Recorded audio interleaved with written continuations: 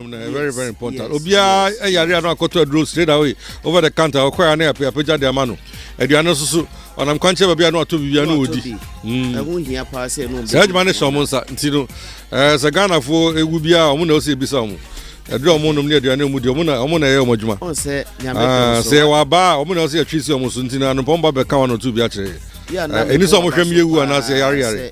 Wotime de wo bre ne ma wo mo no mo che. Ehia pa. On se afi no enche na ekọ wiye. Stores bebre ho no mo a mu niema no. E wo so mu yiko ball bet. Messi sikani brent amanfo ade na expire. So hu no. Near the alcohol a paper date no na si counter.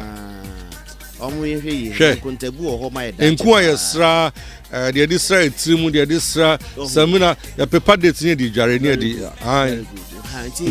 We dey you see eniso ena atwemanwa bieja mensini krache panyini uronyamfo wisdom osaibu ama dodo na abo ne mrane se okumkom nyankopon ache na fe ba ko de aka ne fie ho na wose onuano mensi krache panyinfo ya wono beboa no akonua saso ohwe TV su ya eno mukukura ne nsem ayetwa cake no wose woda omu nyina se papa wono mo free wanchi wono mo free German South wono mo free half wono north wono mo free half wono south west and south east ene mensi krache panyinfo ba ye nyina no wose woda omu ase enye no nko NDC amayuko no emu akandifo so obo maba so wono nyam sha omo de share no e wona wodan mu sanso na anek ekuo ye watwemanwa bieja eno so emu akandifo omo boa no e ma bom tire nante e ba so ena afei empanyinfo ahodo ye a wono mo mensiri ne mu a ebo na ba so share ni nkran wo na wodadie mu no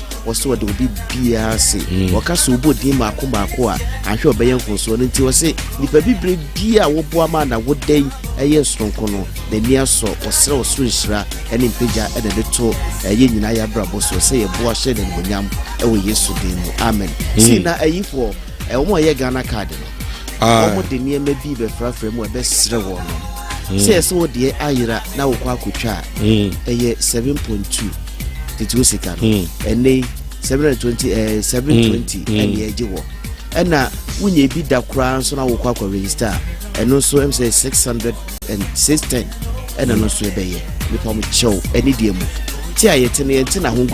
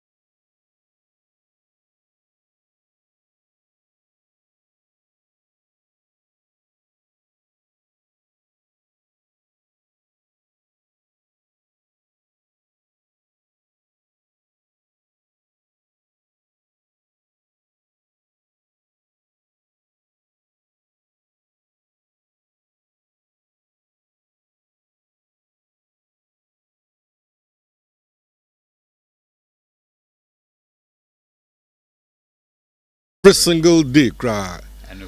Because a man for a careless or Ghana, sorry to say, with a modian to and a modrutum, you know.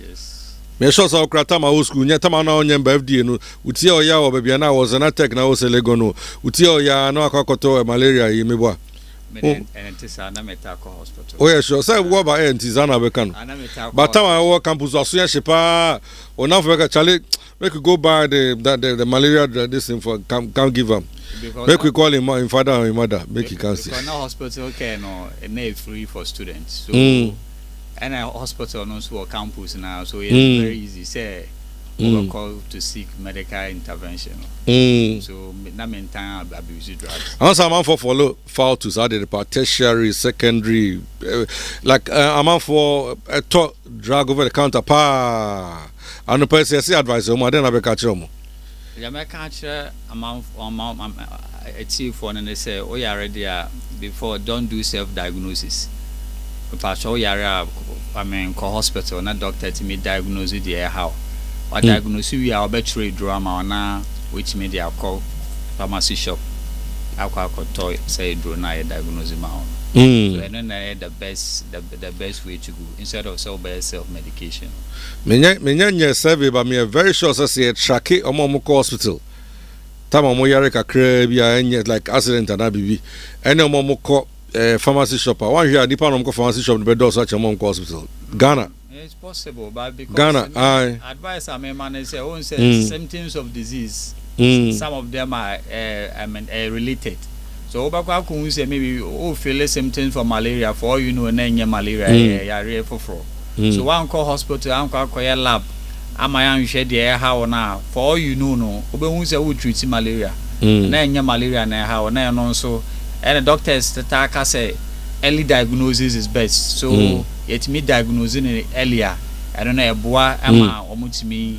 treat disease within the shortest possible time so advice and they say oh you already about modern say obeko hospital na doctor it me hu the how now I trade drama now work approved locations and then the pharmacy shop and over OTC to go and get the medications.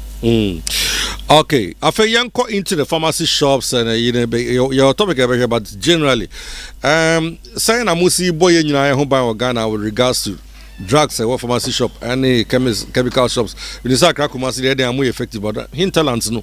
Saying I no city, we are koji paracetamol, we are go, we are koji we bila egu. Saying I must say be ya yenton expired products and for microphone on the mention malaria drew them say bio pharmacy shop BM Ghana and others the handy no.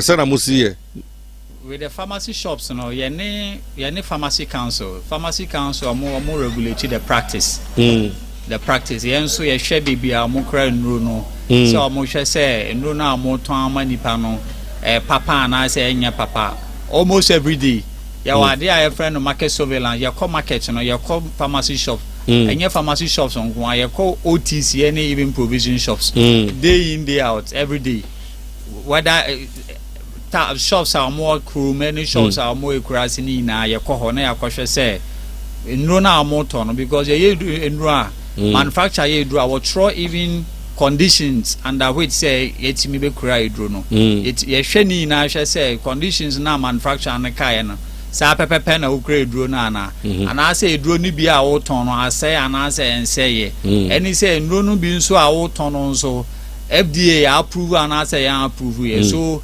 ni na ka ho na etimi hu say product we yen register ya na product we so for the product quality monitoring no ye and the product nso aya nro aya ya register no so yen ja wo hosa ye product quality monitoring ye koto nro ni bi na akwa check e hu say active ingredients na ya approve ma wono sa pepepe na e wo ma na say wo ye bibi foforo so ye hu say e bibi foforo a no ye twaso ye je license na ye de ma no nansanya I mean nansanya what is say edrobi o mama herbal bitters and ye register na say herbal bitters but all koye no and auto more food do na or they can ho na ye ni na it me pick up through the product quality monitoring ye tobi and I check ye hu say one of my questions ba because my say ya na nipa no bebre so mo ba mo ha Assume say loving C bitters ye de ba.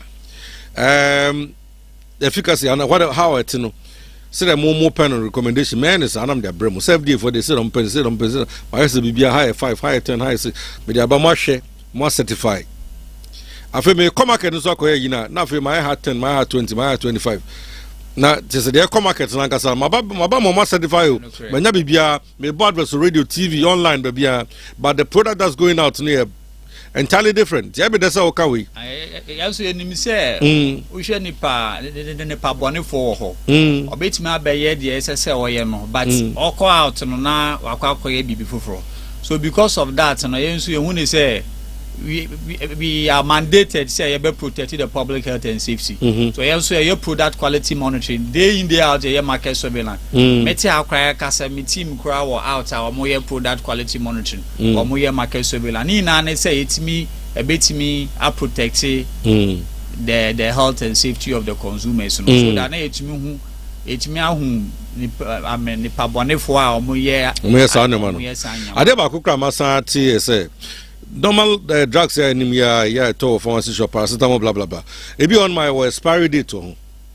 But to me they have a way of taking off the expiry date. Oze ana normal who manufactured blah blah blah expired blah blah blah blah. Sadian to me they have a way of taking it off. They are quite anymore. See if you are the Alba gidi. I have the Ewa or the Baby, but it be a 2005. Now you're enough from 96. Oh, the which are 8. One of those things, do you check? Maybe I'm quite products go near 2000. You can't go through the 2000, but for 5, where sample random. Yeah, check BBC and me say BB, ya complaints on some of them. And so ya complain on BBC and ya. Even ya schedule activity, ya plan activities ya complain concerning BBC and we react. I mean, ya hot ya plan activity. Na ya address those consumer complain and those product complain. But advice I made to me I catch a phone and they say, oh, top product take a critical look at the product. Ghana for the Ghana ye suban ye good at those things. Ye pentem chale me can be to jam me ye late to office. At the end of the day, product no and I draw now auto no.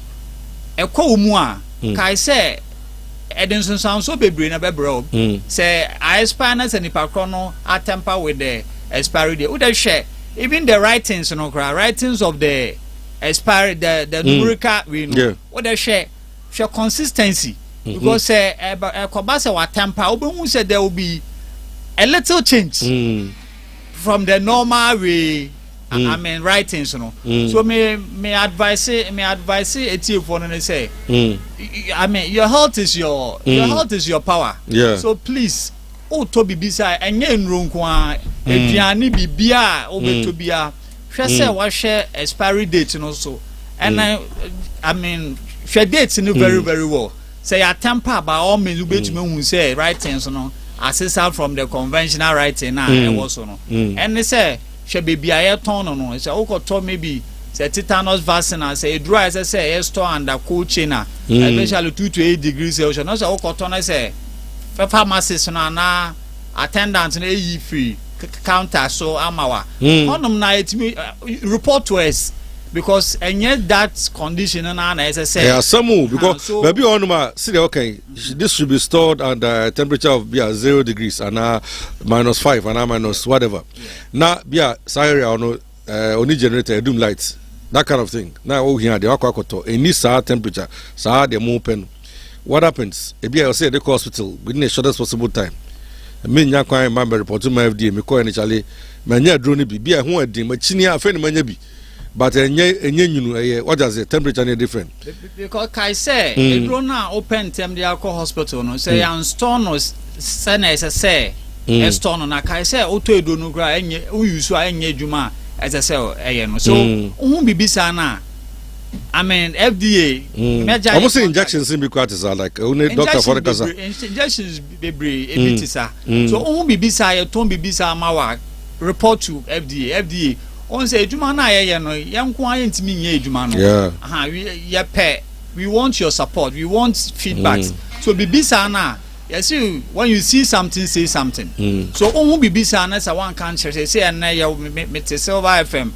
I mean, the air casa, meaning the air cost war. Maybe your boss, meaning the air cost war, Conongo. And I mean, saying the air cost war, maybe Manson. So, say, be busy, cost war, honors, one can't share, one inform me. And Tina, okay, the early part of discussion, because you say, you will plan activities, almost every week. But you complain, Bibi Sana, you say, and plan. So, plan activities, they bet me a stop and I address or complain. So, anyway, we react with agency. That one, they friend the agro. So, we advise, say, information, we pay information so that we can also help to protect the health and safety of. What about the youngsters of today? Well, we need to youngsters of today.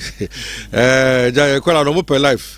Be woman say omunyi obi a rasta obi a charity no a rasta on top sa group say omu draw cartoons cry sa na omu ye omunyi na or sa type of mrantie no onyarebo pharmacy shop or to medicine bia is for enya for the purpose for something else. They make out say bia or pharmacy shop or talk of mixture on use of mixture no for the cold that one na but or use for something else. And now pharmacy shop I thought tramadol, doctor for the year Juma Bio hospital, but or for something else. I don't know, say Namusi, because that is a very difficult area. Pa Nipano, I'll see a ton of drono, Wakakoto, but or the yard the fufro. Lavinsi, and shut problem, Kesesa, because your those tramadol, those medications. Prescriptive medication. So, and our pharmacy shop, and I say, which mean your prescription, every doctor sign prescription, stamp and sign prescription. Answer na etimi toma, answer na pharmacist no betin toma. And official say no cra, OTC over the counter. Omu need to me say omutimi ton say no. So ya cry etimi disguise and when I call, I mean OTC say akwa prescriptive medication. Ultimate to be Maya. I don't know your close shop. Because need side to me no in collaboration with the pharmacy council you just say Obia I mean there is a cell or because OTC only permission say auto prescriptive medication. Prescriptive medication pharmacy shops on even with a pharmacy shop no cra obeto as I say those control substance and I say what the prescription every yes. Some of these people are into business. So I product that be go be bridge. He needs the money. I say something na me say for free India now wherever me go for free. And you know at the end of the free counter no sontem. Some of them don't even look at the prescription crutches. I will say products no good. You know, so I say content na profits no challenge. Me profit margin. All the mention. So Lavinsi, even omo ayama omo to me cra say omo ton prescriptive medication no control substance na control drugs no cra. Ye ko ho ekoye unannounced inspection ma omo. Na akɔhwɛ o database no. Control substances do not sign our toy. Maybe in the amount of with proof of purchase. Do not sign a toy. Do not sign air in stock in your inventory. And do not sign our trauma. Patients. They are sure do not know our trauma patient. Well, now company prescription on swing. So say what maybe with 20. We am our patients. Let's say 20 no our trauma. Yentimi who prescription for 20 Yentimi who prescription 20 prescriptions are. I don't know you are going contrary to regulations, so I know so you chuason. So except those control substances and those control drugs nina. Obeto except with the prescription. But you kwasho mo na say otobi won ton with prescription and no you bechuason na sometimes yetimi jo license. Pharmacy council you know omo edi now omo jo license because sir you are not practicing as you are supposed to do. So I don't know yes yeah call on chemistry no Musa University in secondary school is more advanced. So omo make sense your cry chain nipa no or manufacture drug the bag Ghana or the drug now no the make say akwa kudru no yes or you know those ones how are you checking it on campuses and man to say them kind no what talk of mixture what talk on the right what pharmacy or no problem but and or they mix or yes something else How are you tracking those ones? So Lavins, you won't say Dumana America FDA Dumano. Even you're starting common or say Dumano soon. And easy. One country president, Mamma, non funny public breed. So Edumana, one funny person, also Ashanti region, say more nipa 5,000. Nan komu yejuma. Edumano soon, and we have about almost over 5 million population in Ashanti region. Edumano soon. Those they say. About Daroma, they say be some of the district offices, a baby or boise, a baby or fence or and I say baby or mampon. And Chibia hopefully by September there, those offices are bit best starting full operation. So that now it's me I monitor and I advise on some my son can say Edumano soon, Edumano young FDA no it's me ye Edumano. So young information campus say so be ye bibisa na just inform us. No money aji crash. I want mix in the momo party. I just say Hona man for experimenting. I mix it with So one complaint and trade there, one my information now. Lavins say better than say a bit me what is happening at. I said that be and also munya students representatives on campus. I don't know how that one will work out. So Ghana. So ensina ejuma na even and they say a platform you educate to sensitize the youth, not only the youth, almost every citizen, so that they watch me with because a young guy Charlie who now would just sit so no that is the future of Ghana. They be who started na me machine and penifone they say man for enche be omunya obi abeko from 50s but Charlie the young one from active age 18 to 25 30 or no so I'm gonna cry no future of Ghana. Sure, I know they are no. Almost no just sit so no more day. Easy. So I don't know education and I intensify education or now drug abuse. A man cry hard to say man critical. They say OSHA educational public educational programs now knowing this so we descend to even the primary schools secondary schools so that Nkwalana or Mobano those are the future of our country. So OSHA you call primary schools, you call the secondary any first cycle the JHS primary schools and secondary schools. Now you call more education on drug abuse and drug and substance abuse. So that they'll know the danger of effects now. It's just peer influence. They are just experimenting. But baby, I also know that about who to be called to, and now they also they be sure that about. Also, how much we get to Kakra, but we are torn your man now. Yes, I'm going to but you go and talk to some of them on the channel. Charlie, idea we say, who did job be no catch idea we a bomb is and then most of them work Charlie, we are day house, Charlie, 5 years, I don't get job. Mommy they insult me, Poppy they insult me. They say make I come off for house. So me I make frustrated. We I come stand here. Nobody say I like come like that. On the channel. So I work hand to the microphone. How are you? Outreach be to get to those ones no. So OSHA education OSHA those students or those Nkwalano bebre eco school bebre or primary bebre or JSS bebre or secondary school so yet me who and you come market centers and also and as I say so faith based institutions you call churches you call mosques Nina you call Lorry station Lorry parks some microphone carry this someone call you Nina so young guys say some mosques in the church in the crowd obi every question yankopon news those we sure some of them they have a different mentality altogether.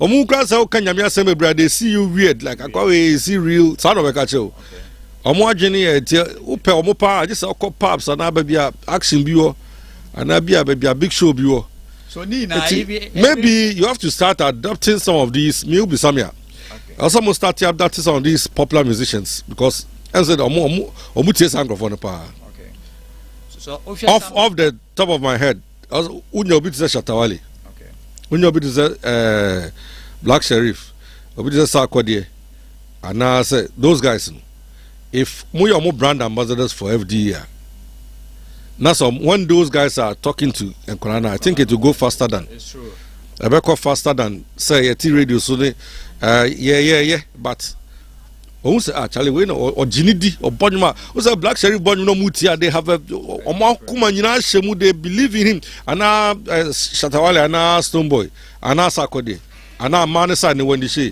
and when those guys tell them say chale adia wo num ya na Mr. ya wo yi e be ende wo ase wo say me say me shatawale bi ase say me yere me ho bo bi a me cars 20 okay but wo dia wonum no unya hode na to be the top bicycle cra cause me bi a me jimani a me to cars 20 na na bi a me jimani to this level what do you say but those guys meaning yeah Osha would kamucha ska ka to ana mo budget drug abuse drug and substance abuse campaigns na yeah you see some of the stars they got the last ones that not enkwa stars but big the omo amafo ni mom you big stars mo so omo pe omo Kumasi I say young guys on the top of my head. I'm pe smoke no me what you say. Jebad Paluta like omo pesa so they very intensify on those the use of the stars towards those drug abuse campaign. But yeah, we use some of the stars. But our last activities we engage a lot of the stars. So at least it was also helping, but I'm happy with your advice. You also see how best we can use a lot of you back breastfeeding in a moment, but bra market me sure say obana o share around afford to aduane wache banku fufu blah blah blah blah blah you sure also kakra before we come to the breastfeeding say now see who aduane ayeton anyhow hygienic, I think that's the word. Yeah you sure so wache joint onim gobe joint on him, fufu joint on him, bangu joint. Who the end up the local food? When we had pizza for him. So we had the Zoom said that about and some of the old silver restaurant, but me can't on where Kwan Udiano. The Mutanum the butchers in Kwan or Tana the Bokano or Sawika Kano, Sawika Kano. Those ones, how hygienic are those? Now then I'm more yet to make sure say aduane almost several because anya there by now obi adikoko no pay mo am office ano bisa opekoko by now adikoko ewi aba kodi wacha na fufu na something wo baby ansa na wadru fie anyimra kwa kodi most people eat outside say na mo make sure say aduane ayi di outside no chale yeah okay because me anopemba makodi man di o mi fie but yeah by early in the morning 3 o'clock wasimu ba 4 wasimu ba ntin we dey abedi wabontin then am here so to keep us safe. So Lavin say, share the issue of food regulation. Share FDA, young within the food regulation. Share section 82B of the of the Public Health Act now. I say we monitor compliance and safety through the district assemblies. So share those food vending now.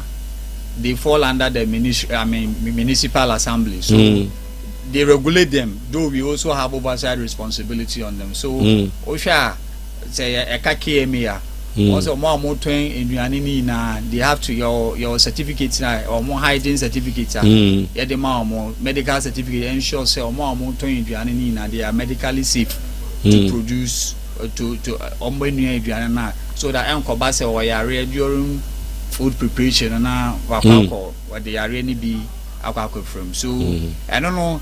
We do hand in hand with the municipal assemblies because the law mandate them within even their bylaws. They fall under them, which day in day out they monitor them, and we also have oversight responsibility. But realistically, we should some monitor me. We should some back yourself as well.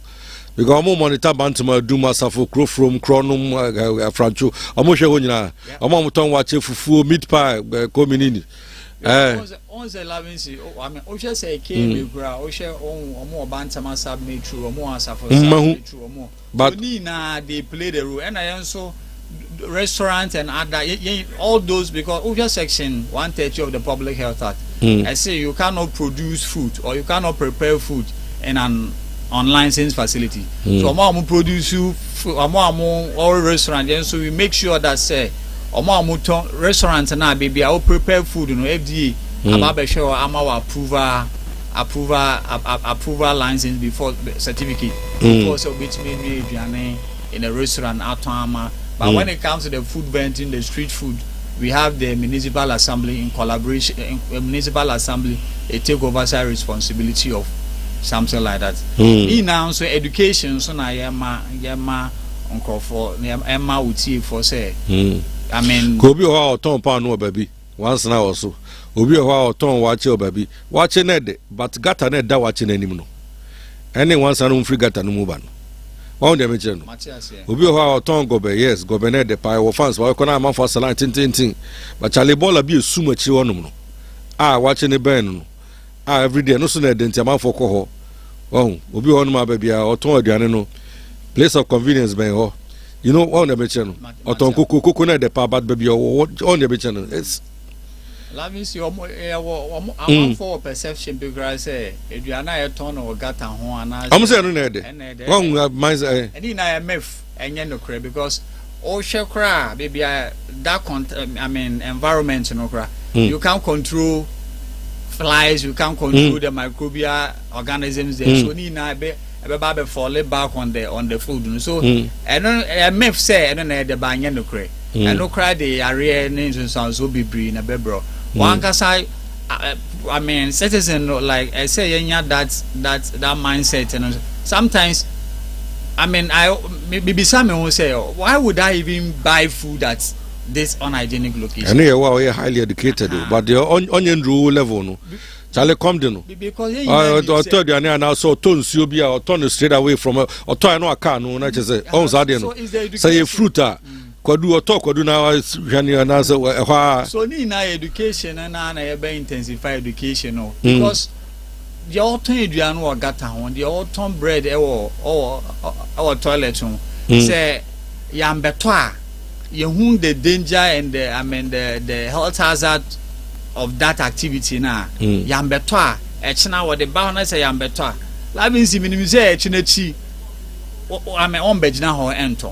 So is the advice I'm a team for say let's desist from that way. Between yeah my advice with we collaborate and they say many environmental EHO so we are having a meeting just to help regulate make the street very safe for the food vendor. A good pastor okay we actually. Yeah, say any say makoto. Na me drew here. What do I do? Be a makoto cabbage, makoto lettuce, makoto carrots. Baby a hoye fin.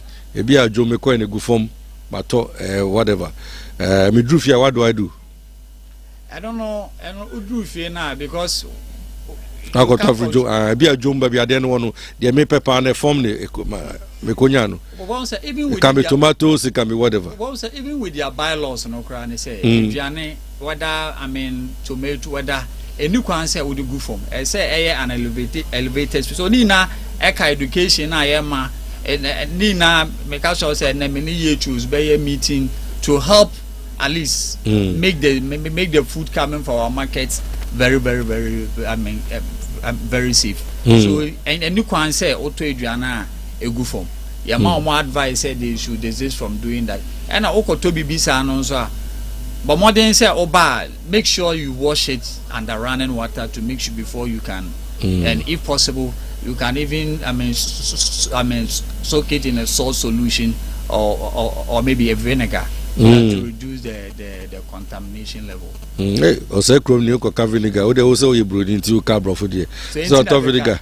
O say chrome ni no ade no e bi vinegar no kra oni ma de crunch o de on fangus enchini so makoto cabbage, makoto carrots, makoto sane manoma ni bia na me baba no amenya ni sa me boa.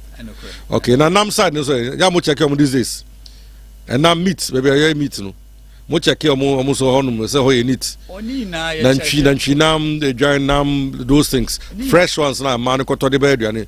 You sure say o madam e dey obekwa to na mabe ya ma.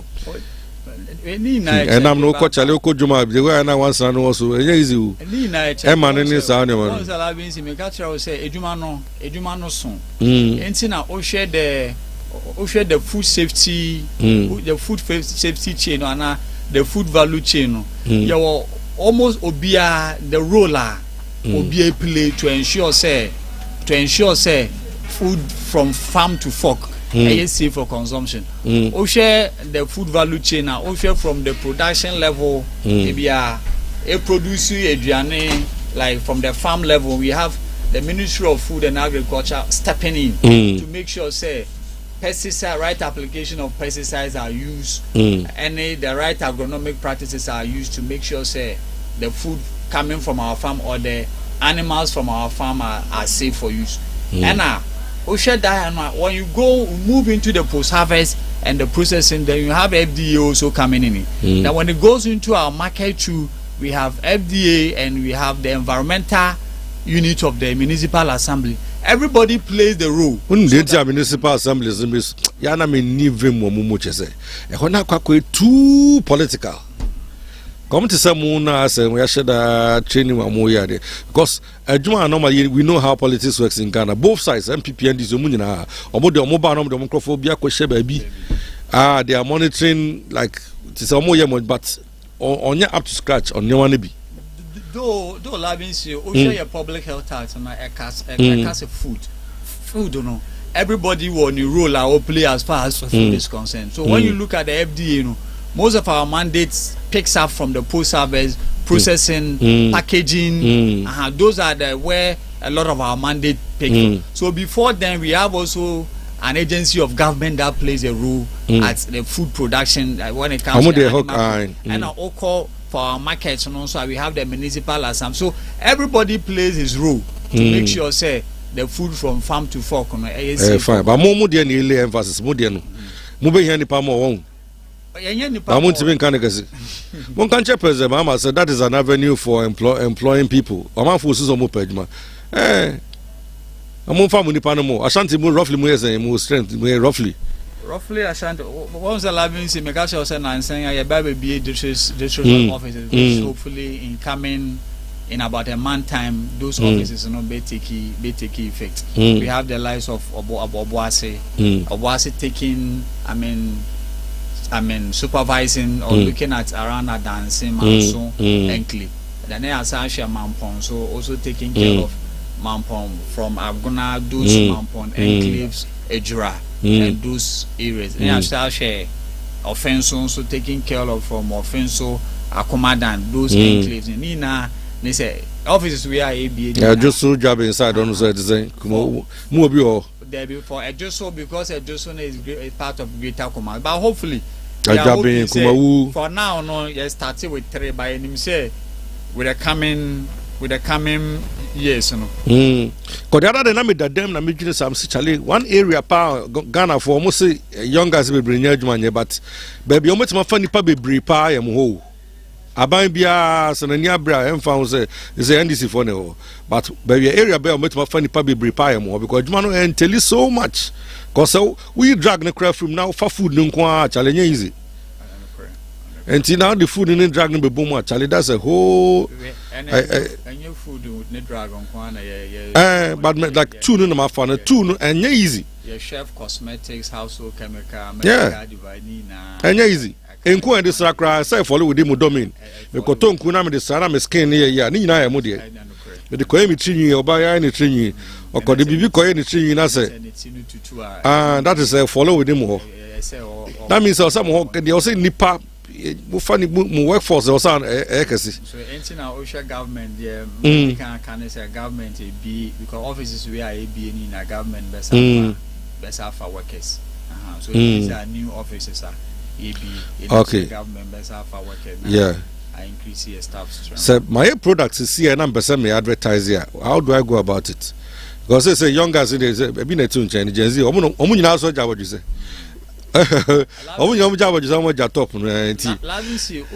Say papa why product be no person or ton abi alcoholic drink and alcoholic beverage. What me mixing no be o farm or person dey ba or FDA.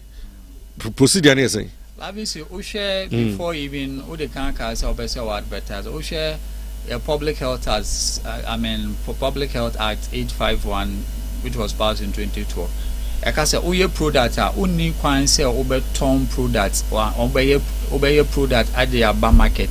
I'll say FDA be approved. OSHA Section 97, subsection 1 of the Public Health Act. It mandates you say, untimi ye Adriane, untimi and ton, untimi import, untimi export until say FDA ama approval. And also section 118 subsection 1 of the Public Health Act and also STT say untimi ye drew untimi ye cosmetics untimi ye medical device untimi all those products na fall untimi ye without FDA approval.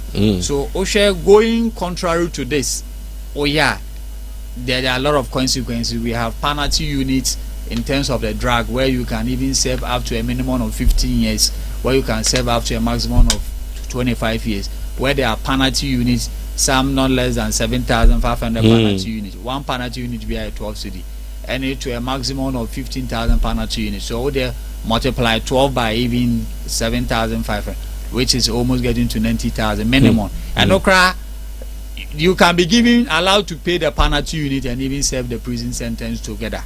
So there are instances where maybe you are not a first-time offender, depending on the criticality of your case. You can be given the two situations. And what's a drone area no say untimi enko radio, untimi enko social media space, and untimi enko TV. I can say, oh, FDA approval.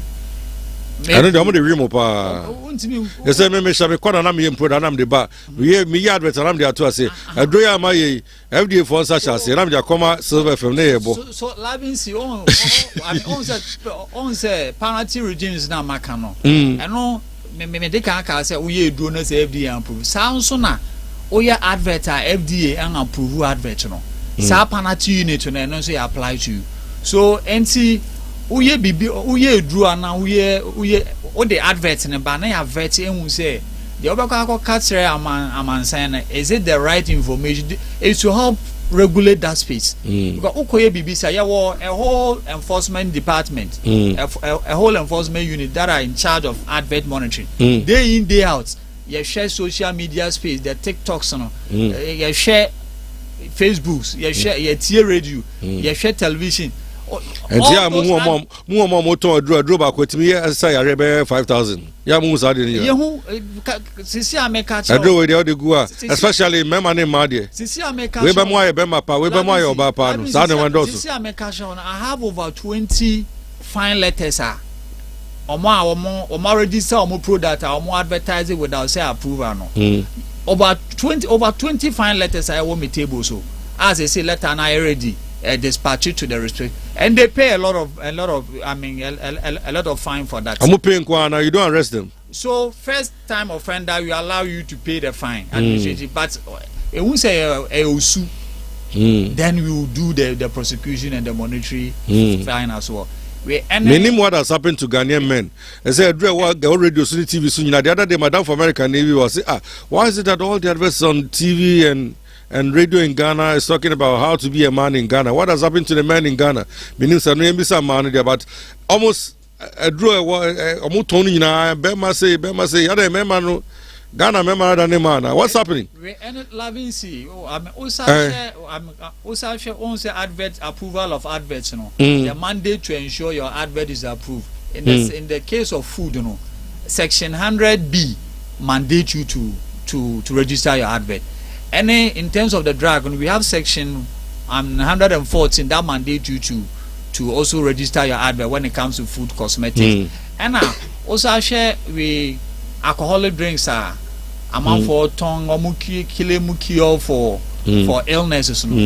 For food, over Section 100A of the Public Health Act is stated in black and white say Adriane, you can't claim therapeutic properties for that.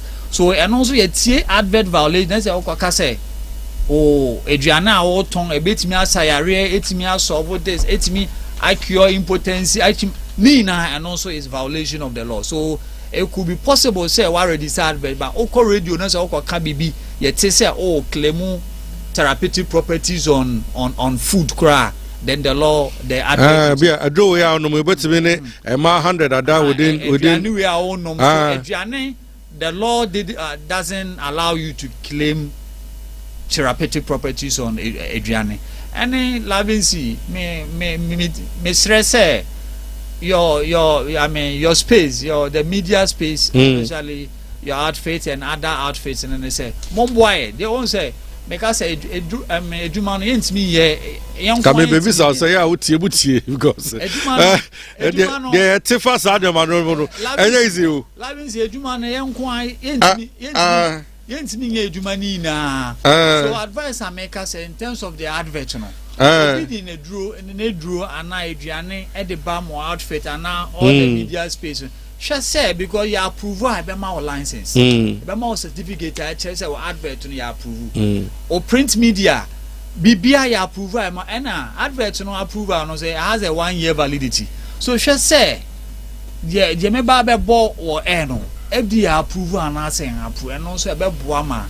We are all stakeholders in this, so that it's me, I regularize, I sanitize the space. So, it's not a energy drink. Energy drink, yes, baby, America.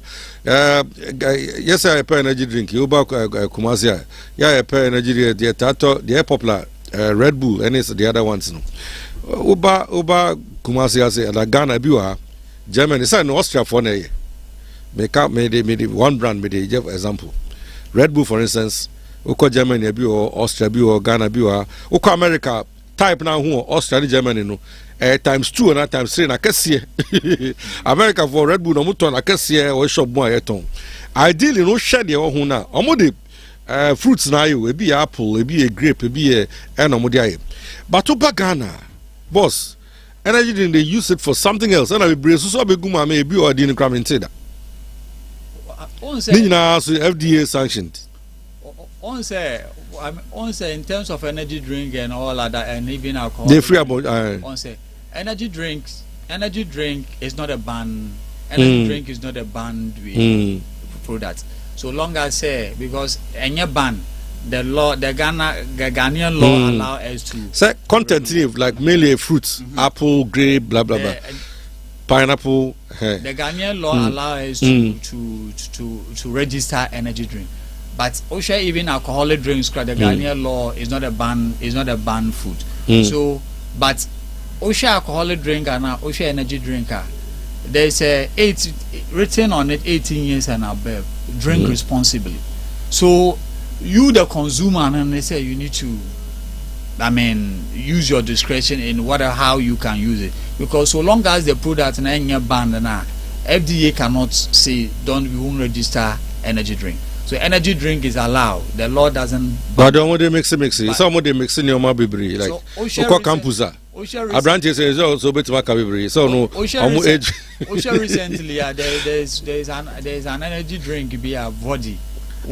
Me ko ye bi ase omo de ma na minim da se alcohol me so me no alcohol enti omo cha omo se omo bebi sam se de na me nam se o omo sa me no sa nam se me no nsa na omo se me pede nam se okay de betima no mu ya energy drink because me no nsa na omo ko fa no bi bai afa me two so na sentinel ewura me nam se na sa de we de sorry ensa wo mutimi na me hwe ho nam se kai na me de omo de mo back no so David energy drink I mean when you will be and okay now since when and the alcohol mixed energy drink or Ghana most be person body but there's a product like that on the market because you say be serve me name and okay because FDA now register that product but now saying and the how drink there money from March 2026 you're banning those energy drinks and I mix it with alcohol. I know the circular bar.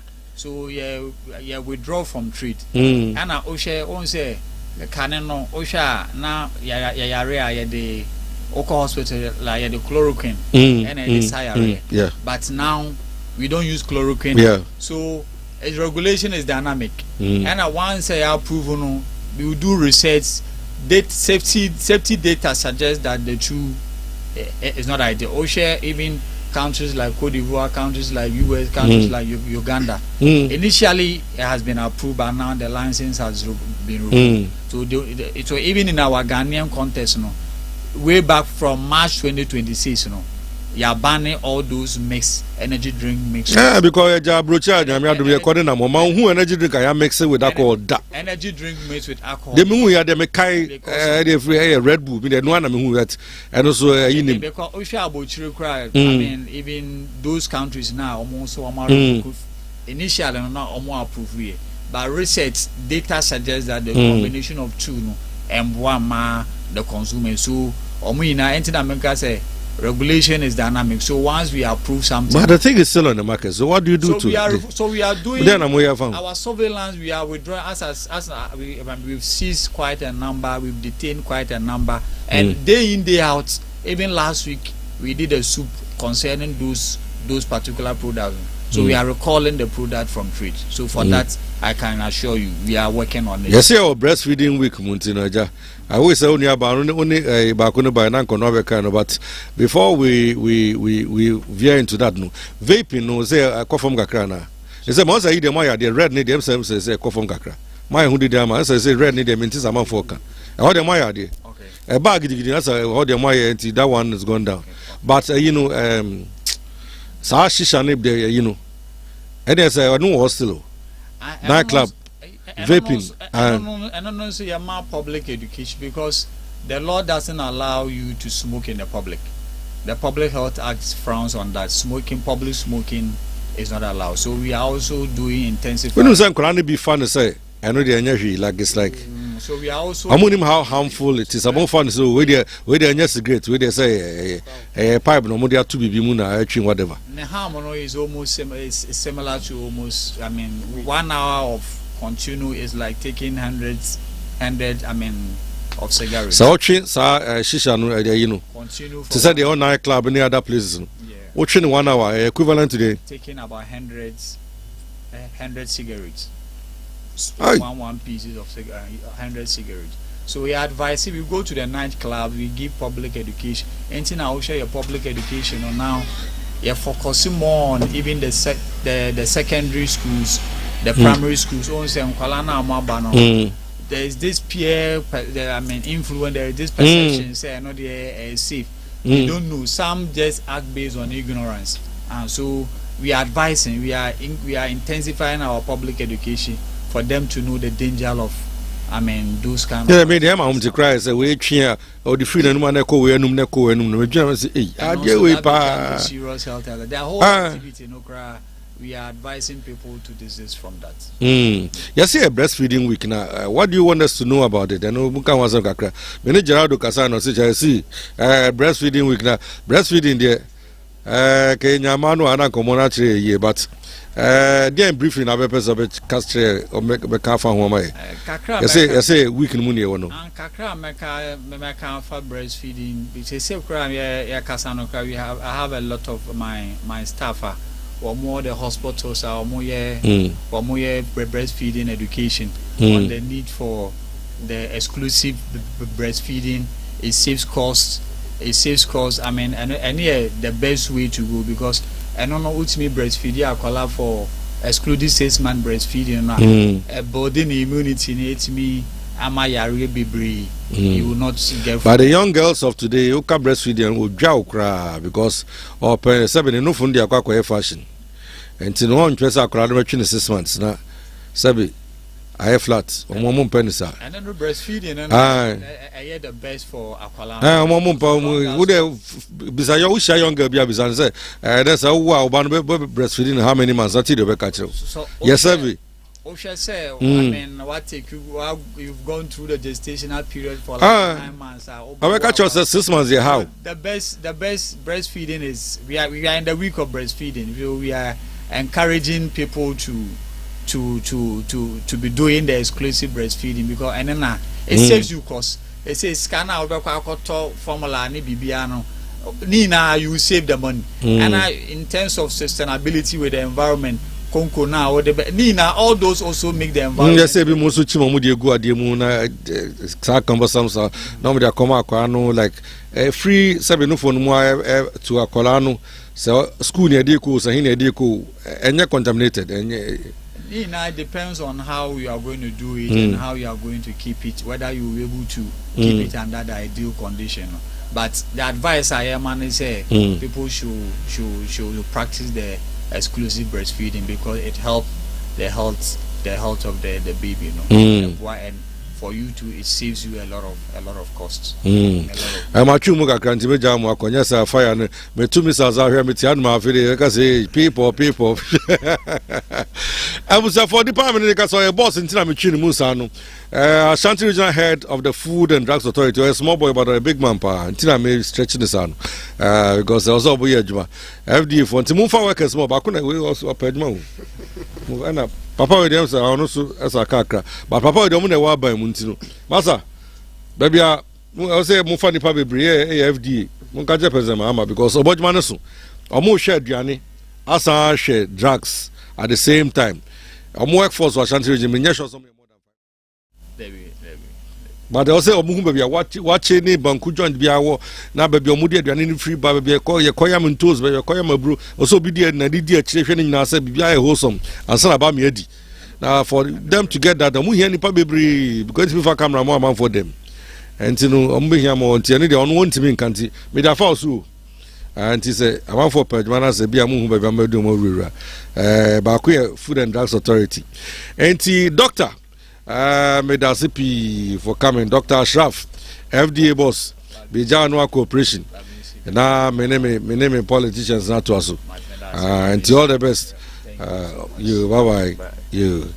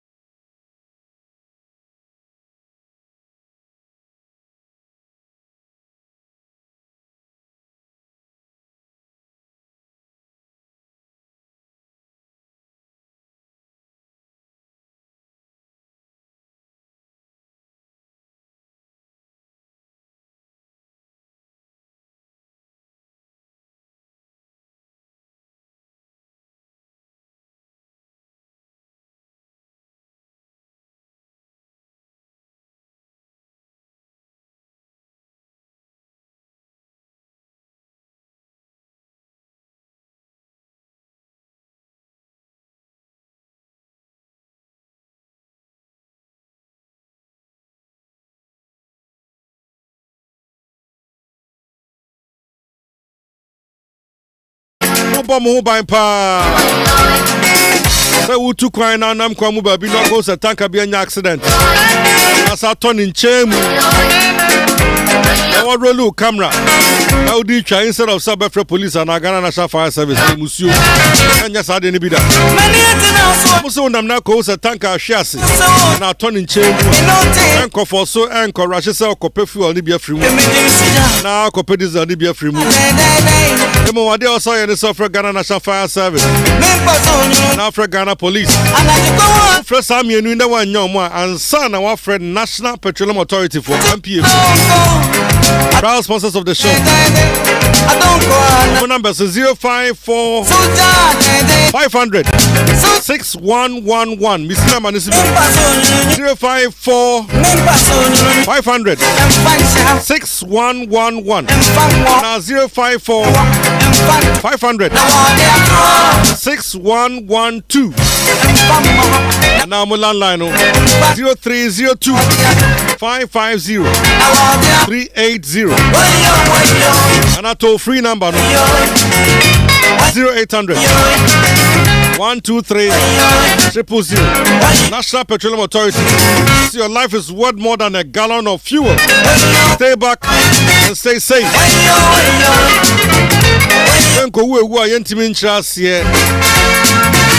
Atriencham Samsi and Pacho, Quachun phone.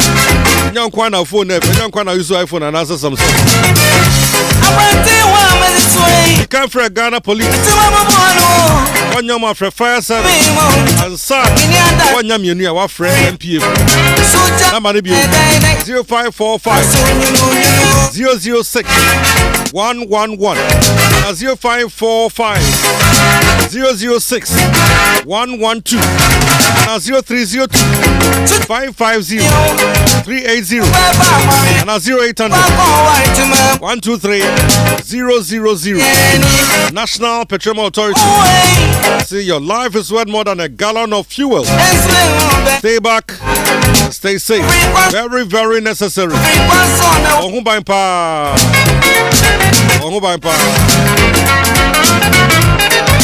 Muntine de Sajuma de Edebo.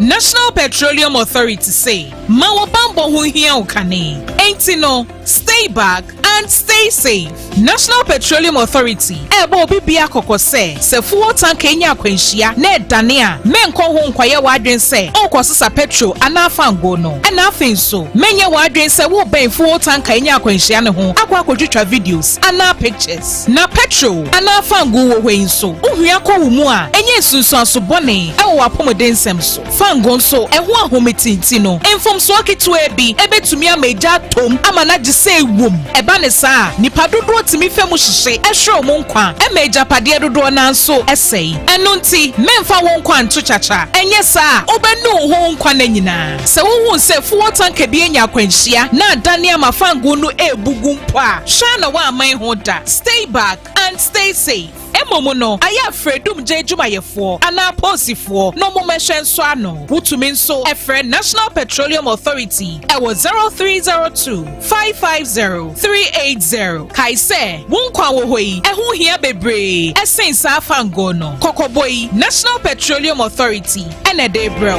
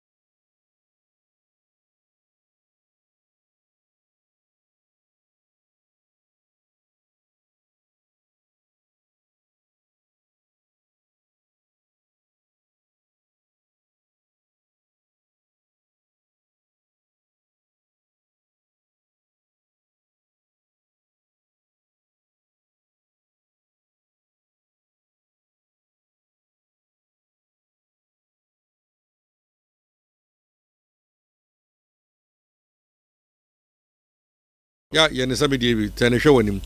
Minim de tia no de hwe so because answer wo de ne. Next Jeff, bia oni Abdi be share mo mic no. Because wo de na still our sound enye clear. Abdi, yes start here near hwe say ne must ko something free the minority for no air kano. Afanya mark na ni abrepa ya wo ka. O de so bo sabe jamfie ne gold board for no say kabi apio into omo ombra na omo tutu na no. The near bridge is come with all the zeal and enthusiasm. So make a brofa kesia. The near bridge is oh you know so nice bibi so. Abdi me sure so what is asking me. Uti and uti is saying. Me I say we a very simple matter, man. Under the Fourth Republic, at the back one, I abain biaba. Obo huda uro den has to do with accountability. Na je kufo ba ono time krana o she mu kana no zero tolerance for corruption. Ne nyina geared towards accountability. Enti se onya minority a omonso de beka o agenda ho se ombe ensure ama transparency and accountability ebe adwuma o man mu ha. Good news.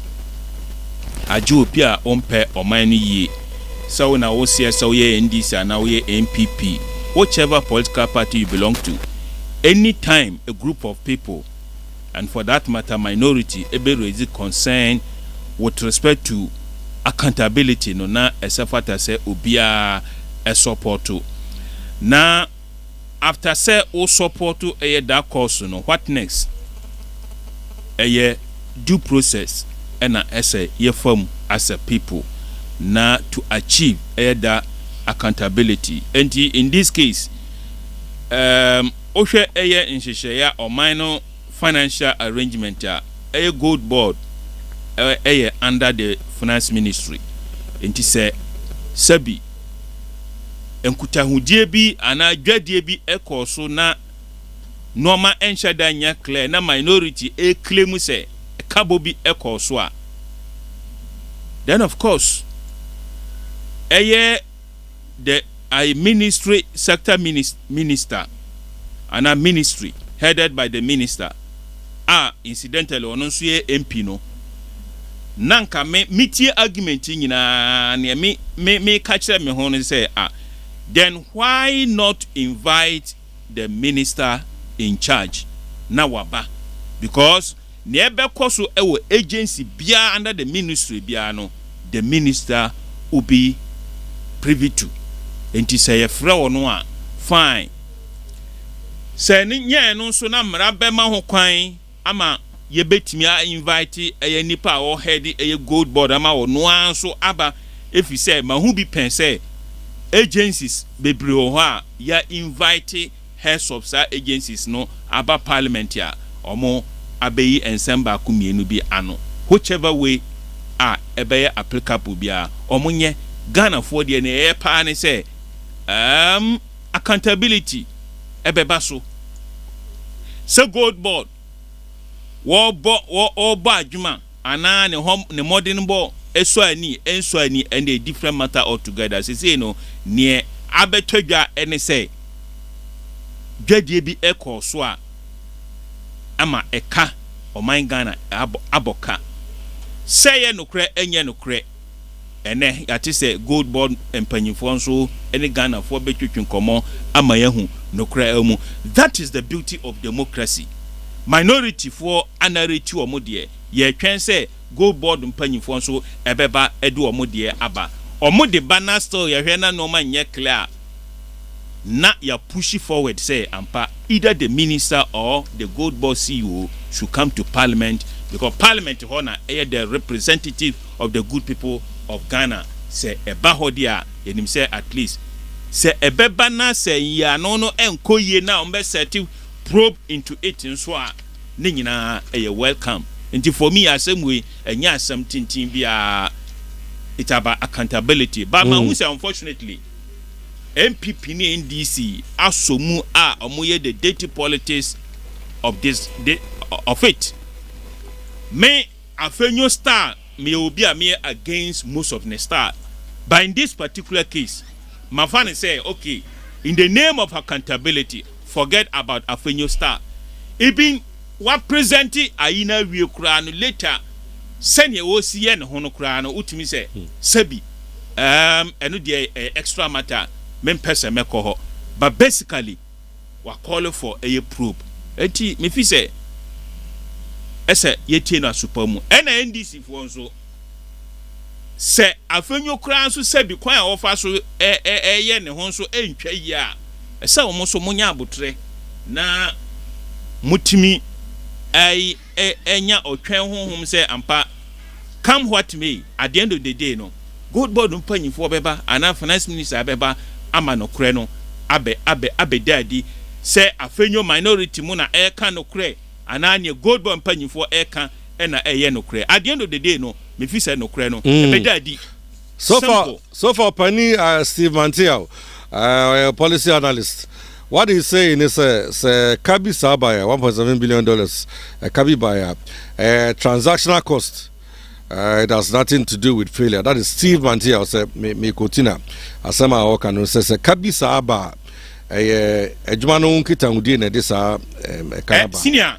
That is his. Empo Senior Okano etisa Ghana for a disa yehu. Say a transactional cost or whatever cost on the Obian Faho. Near here say, no matter the deal, no matter the transaction, the good people of Ghana deserve to know. Because senior, John Mahama, Eba by Mono, and Norma Wajina Swaoba by Mono, one of the key factors has to do with accountability. Yeah. Yes. Because Nana Nakufa na by no mabi or Moyana Emunda ho, and John Mahama. Ejina and also etimi convince Ghana for the more say ampa enam nanado sebi omoni ebia omo ye no say John Mahama so oba na on there behave differently there why not say ye be pushing no.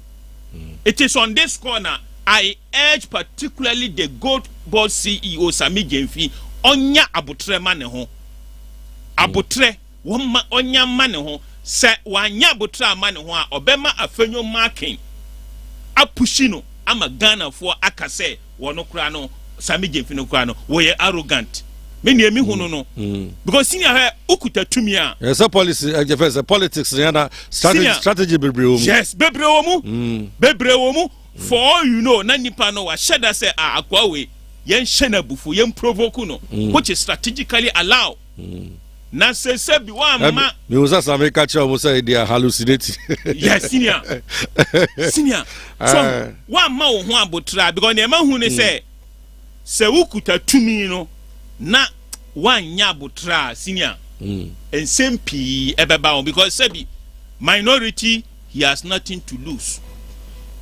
onu tumi no afri ne nsam wanya wate ne ho asese tumi no afri ne nsam a sebi or organizing ne ho se oba beji tumi no afri wonti wo no a Ghana for edi mandate na hye wo nsam no wo na dodo Ghana for dodo na ne wo asem o minority de sebi obi fa omo omo de omo ti wo mba bi e na omo ye ne sebi ne omo fi se eye ma omo na omo aba benya tumi no as to when nobody knows but wo no aye de tumi na ma for 4 years no wo na ye ne wo asem no nti sibimanti a ne na oka no ye da na say but to me eye enhye nye material to the debate now say a transactional cost say whatever cost that is meaningless for now.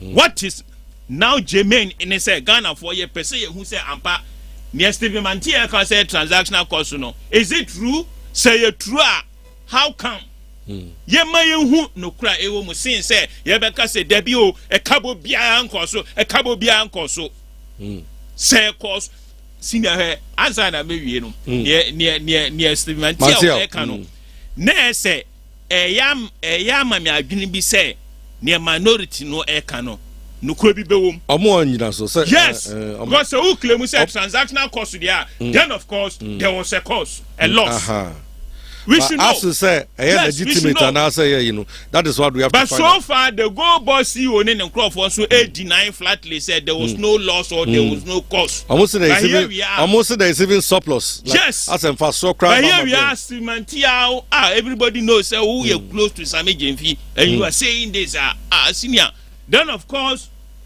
there's something there Ghana for SAU seriously as simple as that senior enti minority ni ɛyɛ same mo nyina no ɔmo nya ɔmo ho abotre na ɔmo ma Ghana for ɛyɛ de no kro na yɛ pese yɛ hu dirty politics no de ɔmo yin firi ɔmo life mo ɛmboa obi asia nya no na yɛ party no kre na sɛ bi Ghana for ɔmo akonta na mai okay Kojobanti mo de ɔmo na ɛwɔ aba mu nti ɔna ɛbɛ kasa last na wa yi oyi anu ama yɛ nyina nti ba me kwa MPP na me se me hwɛ sɛ ɔmo so hu sa situation we Jeff so asɛm yɛ ba yɛ wo hu ne sɛn na fi wi ane ba mu no ma beji answer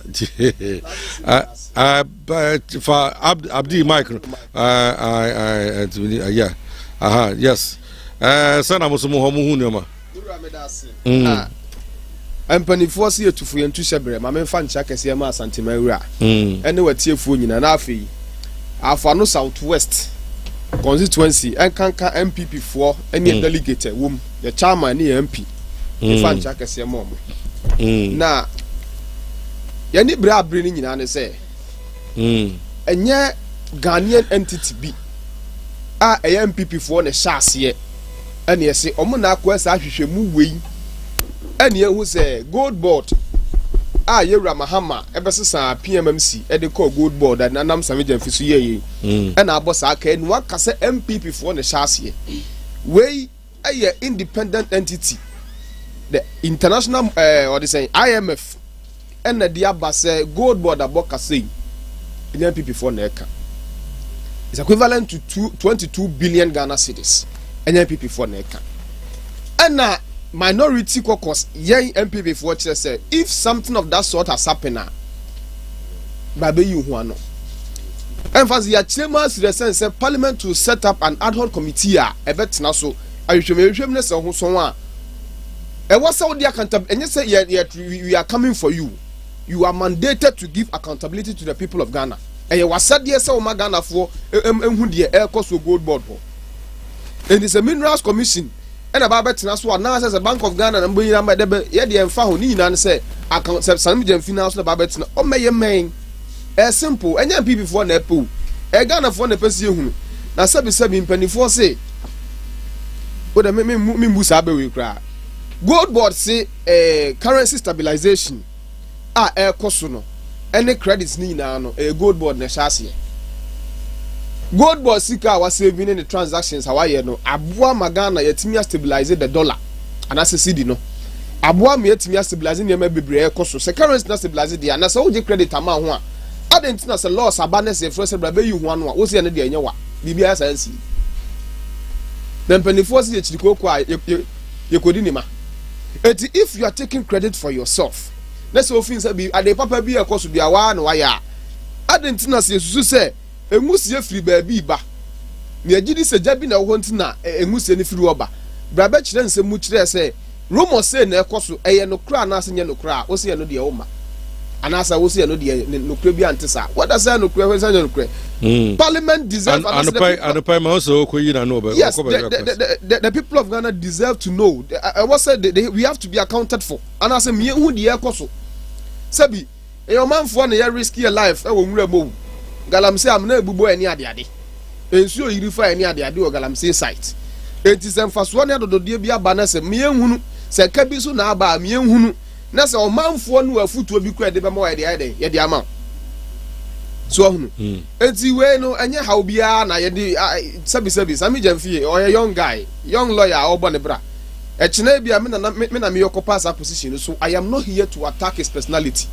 I am here to attack the mandate e dia man no any mandate no responsibility say or hu kwan say agi or mine no agi accountability free no say na IMF oka so say enye hu ya so obegina TV so na why say this and that. In fact, the people of Ghana, Parliament represented the views and grievances of the people of Ghana because they are the representative of Ghana.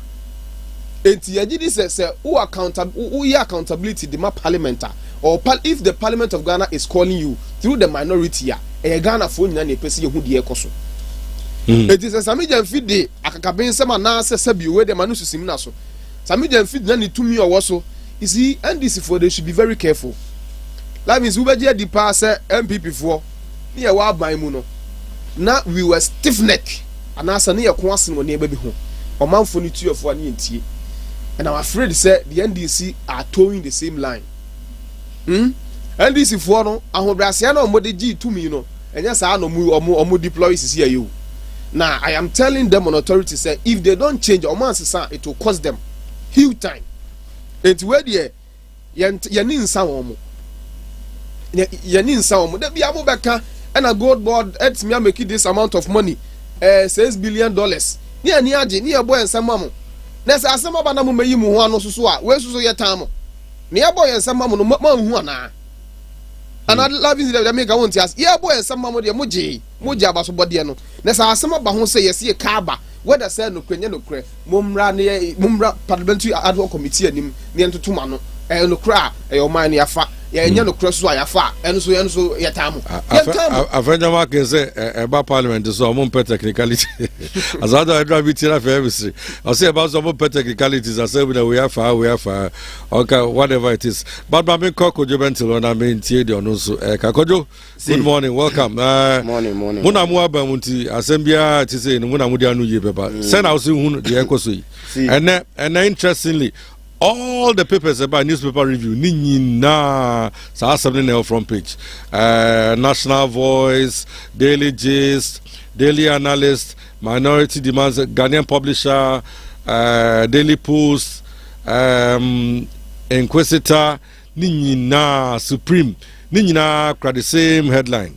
Asem Kruya, Sa Gold Board, Asem Yana, ninyina. Interestingly, Informer, Chronicle, Nina and a custodian. Anyway, my main round, Sena, Asami, Sena was in.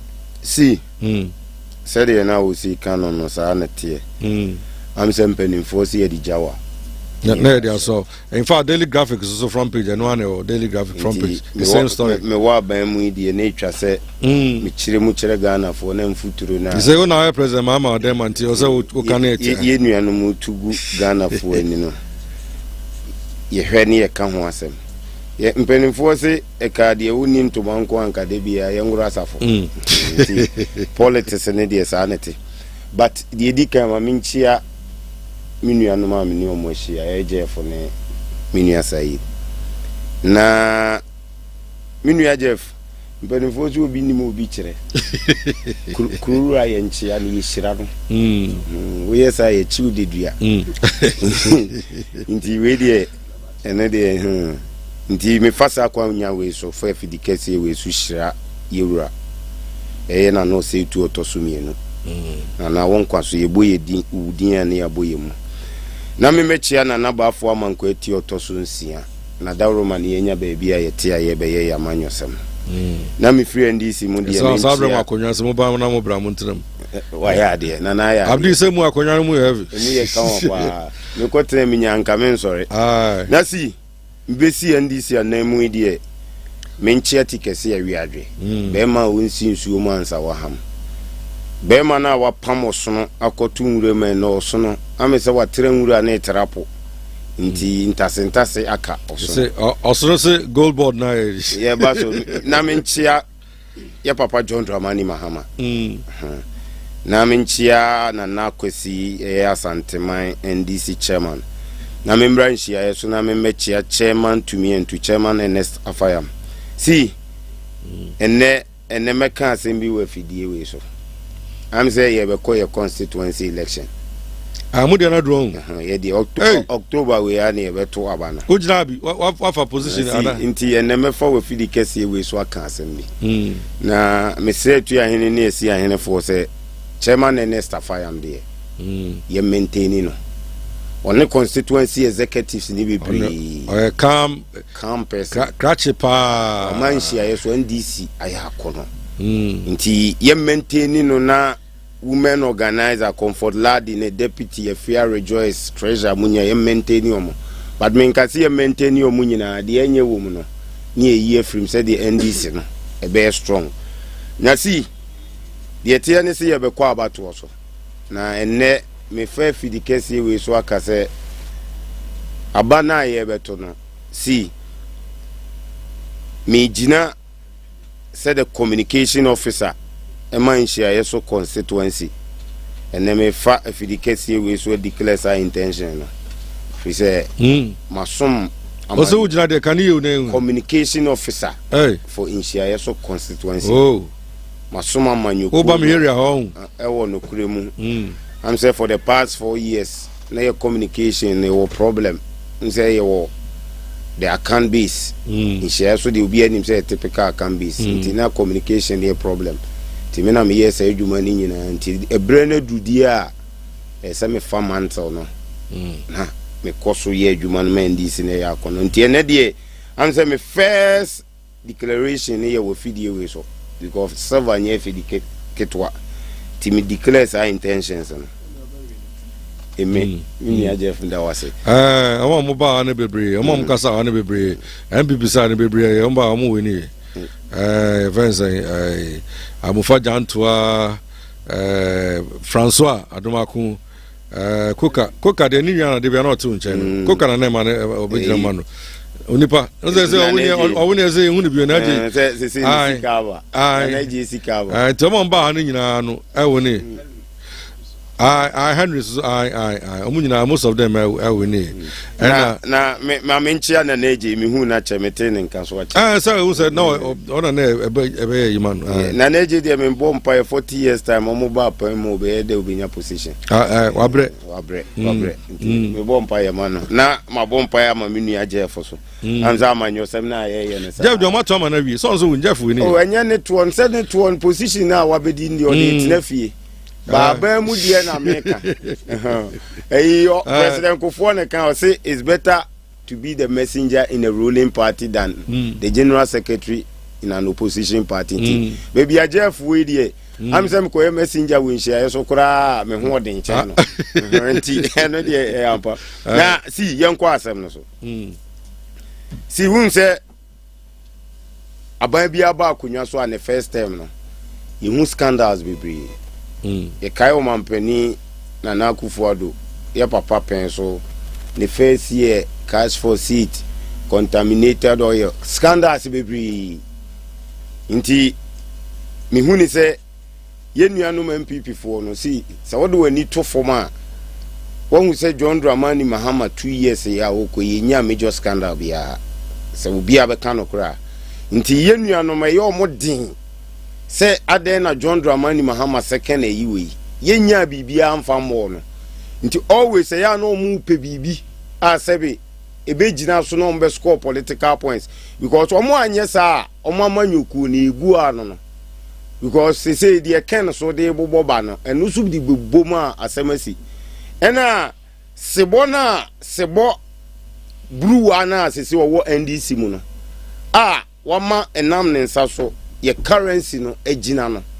se ono no mo pese o motake no because Samije mfie nipa bi a MPP 14 din a na bobo biribiri achi wo mo nti eye normal politics ne de sa nete na si na minua Saidi ka ade bi ye NDC for ade a ye jina so te ye party ne ye probity and accountability ye eno ni ye gidi a ye jina ye party ne so te ye nti yenye obi a nkotabuo si ye de hye ntomase am se Ghana ha abakwasem ye ne political party a yetumi tam ya appointee di ni gina court me ye de ni tum si ebi asida ebi nsida ye nua abuga pele no ye appointee wo ye MP na vrongo ana Said Meboa John Dramani Mahama prosecute no President Kufuor ka so de Malam Isa too.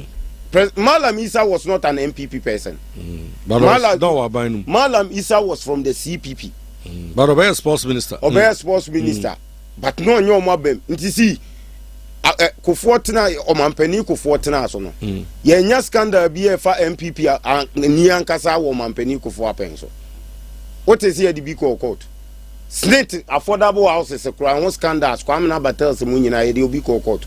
But Malam Isa they used him as a scapegoat because he was coming from the CPP. But NDC there, essence ye jin kuntabuo dinti ye tam ye papa buga pele di ni kojina akoto mamara ni di ni ye de ni tum. Nti ye nyo bi a ye de nneoma esiesi. Ena na minority for na ka se nye omo na eka. Na minu ya je for so aka bia no power na IMF. That means Ghana ye minority na omo no akatua na yetua omo na ese yete so because utumi so omo te parliament omo nye hwe a whole minority wote wo hu ade we asa abeka say IMF ene kama wote intina wo ka bi inti wote parliament wo ye den ye de wo ko ho se koye checks ema aban no ye si de o twa sanonim se na chiachia inti wo ho a enioma enko yie no woni ye hwe wo se wo bebo aban na chi na sabi aban no wagina yie na wo mo mbe ka kire se IMF ena akama wate a ene na parliament ho na wo mo ho ye den enya wanwa hwe si impenifo say he who calls for equity must come with clean hands. Ya papa afenyo markings. So omo say gold boss amije mfi bembu konta. Inti mi bisa ye nuanom MPP for omo je nkontabu odi. See. So omo je nkontabu odi a ya papa ken ofori ata owe. Hwe see anuoma bi wo ho a sabe etise sabe producer site fo mfanche me. Wo kwata wo fie. Na wako hu kwatani wa abonten na wo sere no. Yeti krom ha moyi mu finance minister be hwe o my Ghana sika so on the whole finance minister o enye CEO wa be hwe o my sika so for in 7 years in fears enso yetu abani wi aka 2 days me de John Dramani Mahama esi so wo so wo yare wo kohwe ne ho yare aba enne wakwaji green card se owu kura ni funu me yamfa mbo my Ghana mu da ben na ye nuanom MPP fo aye press conference kura call on Yewura Kenofori ata se papa ugu ya party na nima asenti bra na bebu akonta freezer mpanimfo si wutiri mu fan anti amwa nkun minua Jeff aban no to so 8 years ada na onwane Kenofori ata adwane minority entumi nkase Kenofori ata mra na mukojina ho eko kase sameje mfi emebu nkontan kyerem na moje nkontabu odi eyi former deputy finance minister ya maame abna ose yasare mihu so ogina wo bi mehwe ne sam say maami wo akukuduro wona na wo ye deputy to Kenofori ata enioma na Kenofori ata ye nyina wo ya awe se mihu so te public accounts committee no ototo ano a misimitira se na mani awuo mitirim Oti ho ye dey. You say on side check. Then you on the side check. Ofrata na side check. Ubochidom but the main man o say I didn't kwa wa say dey that way. No on side check. Side check. See my man can tell. You are too forcing. No nyen only the main finance minister. You didn't ko jina court ye dey. So no so on side check. See at too forcing then you name the main finance minister.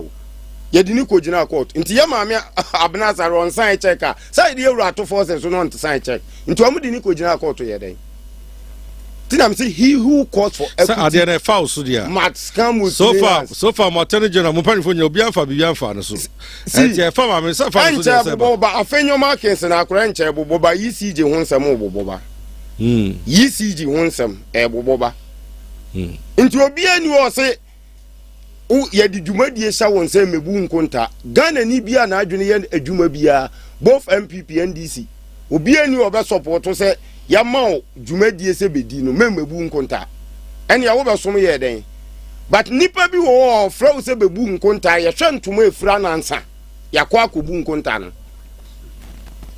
intermediate Samija he has nothing to hide unse ne say transactional cost see samiti wey na me pese me mane ade ede koma akra obi wa akra na me free se me ankasa me ntumi nko me de ko SCC a me ntueska ene ye de ade na kwa ma me nti se me tueska ne ye de ade ne kokoduru ma me na obe ka kire me se sika na me tua me ye de ade ne kokoduru ma me na ye ka se bi eto asumu ento asumu see ba otobo fruit ba ko 100 cedis so asemu see ye ntobo fruit ba ko see bo fruit ba ko 100 cedis so asemu see ye ntobo fruit ba ko 100 cedis te said the almost $49 million de kote odo na mu no ene ye ma mi Cecilia da pa omu ntumi nka to be mu konta nsuo to ye yi akra no saa $49 million no de kote wodo na mu nkenyi nsuo nyiri nti si mi hu ne se ene Samija Mfina ye kakaya ma MPP for and I see gold board no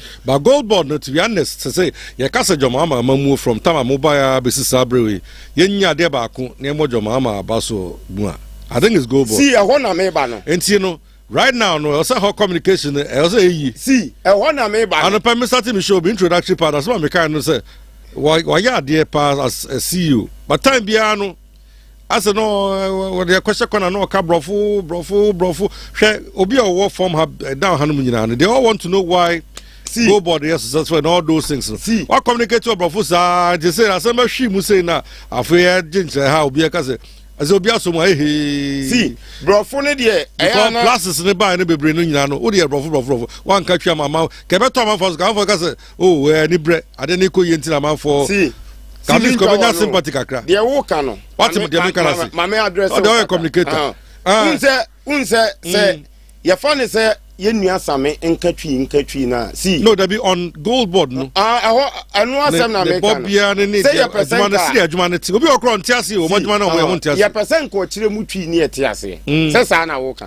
Na me ho gold board kro ntiase. Me fa me nua na asabi ono so wo bole gatanga na wo nti twi no. Ono so sa me kire mu twi obe that. Dabi say o ka sa 100 times na 100 ni nyina brofo a. Dabi o de 100 no. Can brofo 90 for 10 katwi. See, dia wo ka no. Eye me nu dia nka metiase. No, so but say etiase so say Ghana no. Enye ye nyina na etitwi. But ye brofo no dia. But widely spoken. Widely by brofo. And sikasam so Ghana dia o kan sikasam Ghana. Yana asa wo ha obi say. See, me Asante mamu an ye wo me. But ye wo sika edin bi wo ho a me koto me na na abrewa no ka age se me bisa ne say figure ben na wo bo no.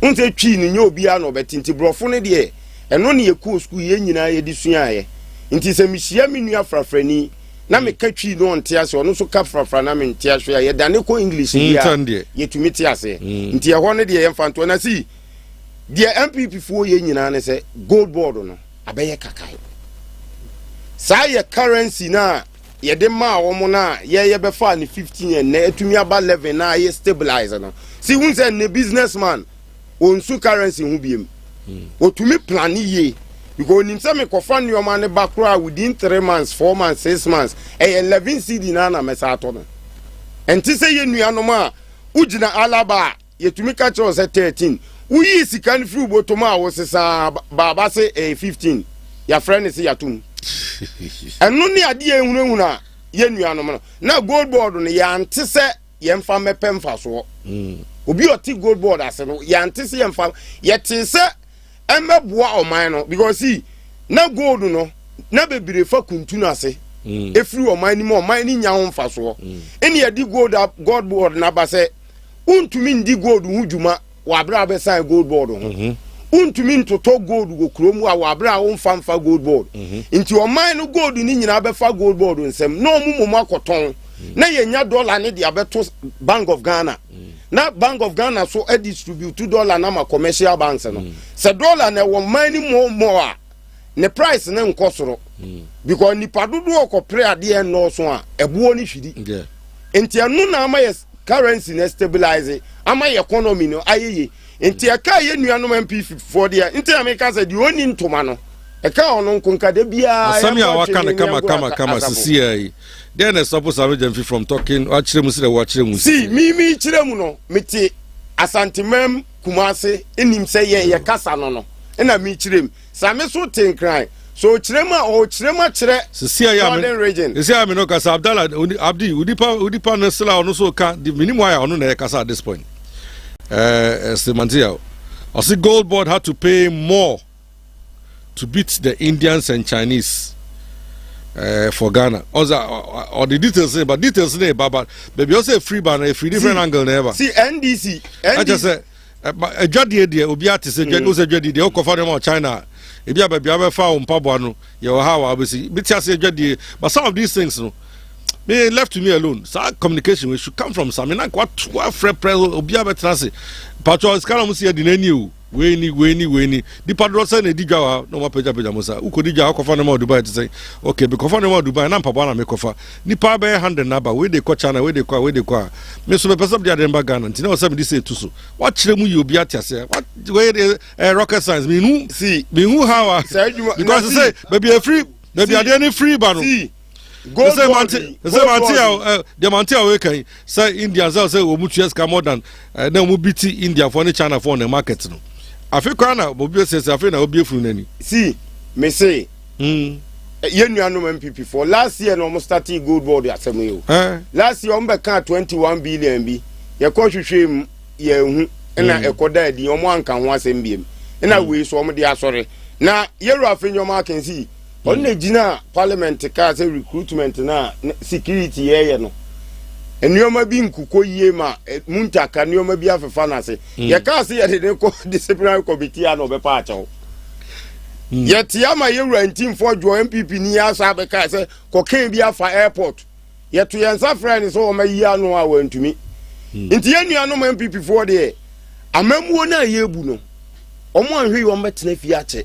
Nti eso mo pe kwan bi so a no mo nya fort ewo ye ho but see ye nida ho because ye nim se sabe owu achi atamu da ho adwumadie bi achi ankontabuo ho nti ye nida ho sa 20 na ye cheche no ye nye ya adwense ye beko 20 ni bi nti ye nua same na nida ho nti Ghana fo nka o makomanto yo mo yam de o mo pe tie bia no NDC ye de be mo ene okoba bia ko say I hope say other chief for no be babisa no mo akra no bia babisa na bia o de hono na say si wo je samedi wonim say sami wonwane nkoji green card sami bet no man wo dwane tenofori atenedwane MPP for mfasa anwode fa ne abdi ni pa na kasa abdi say mante also gold boards $1.7 billion loss is worth it. Forex gains. The forex gains have stabilized Ghana's economy. I think against us. Abdi,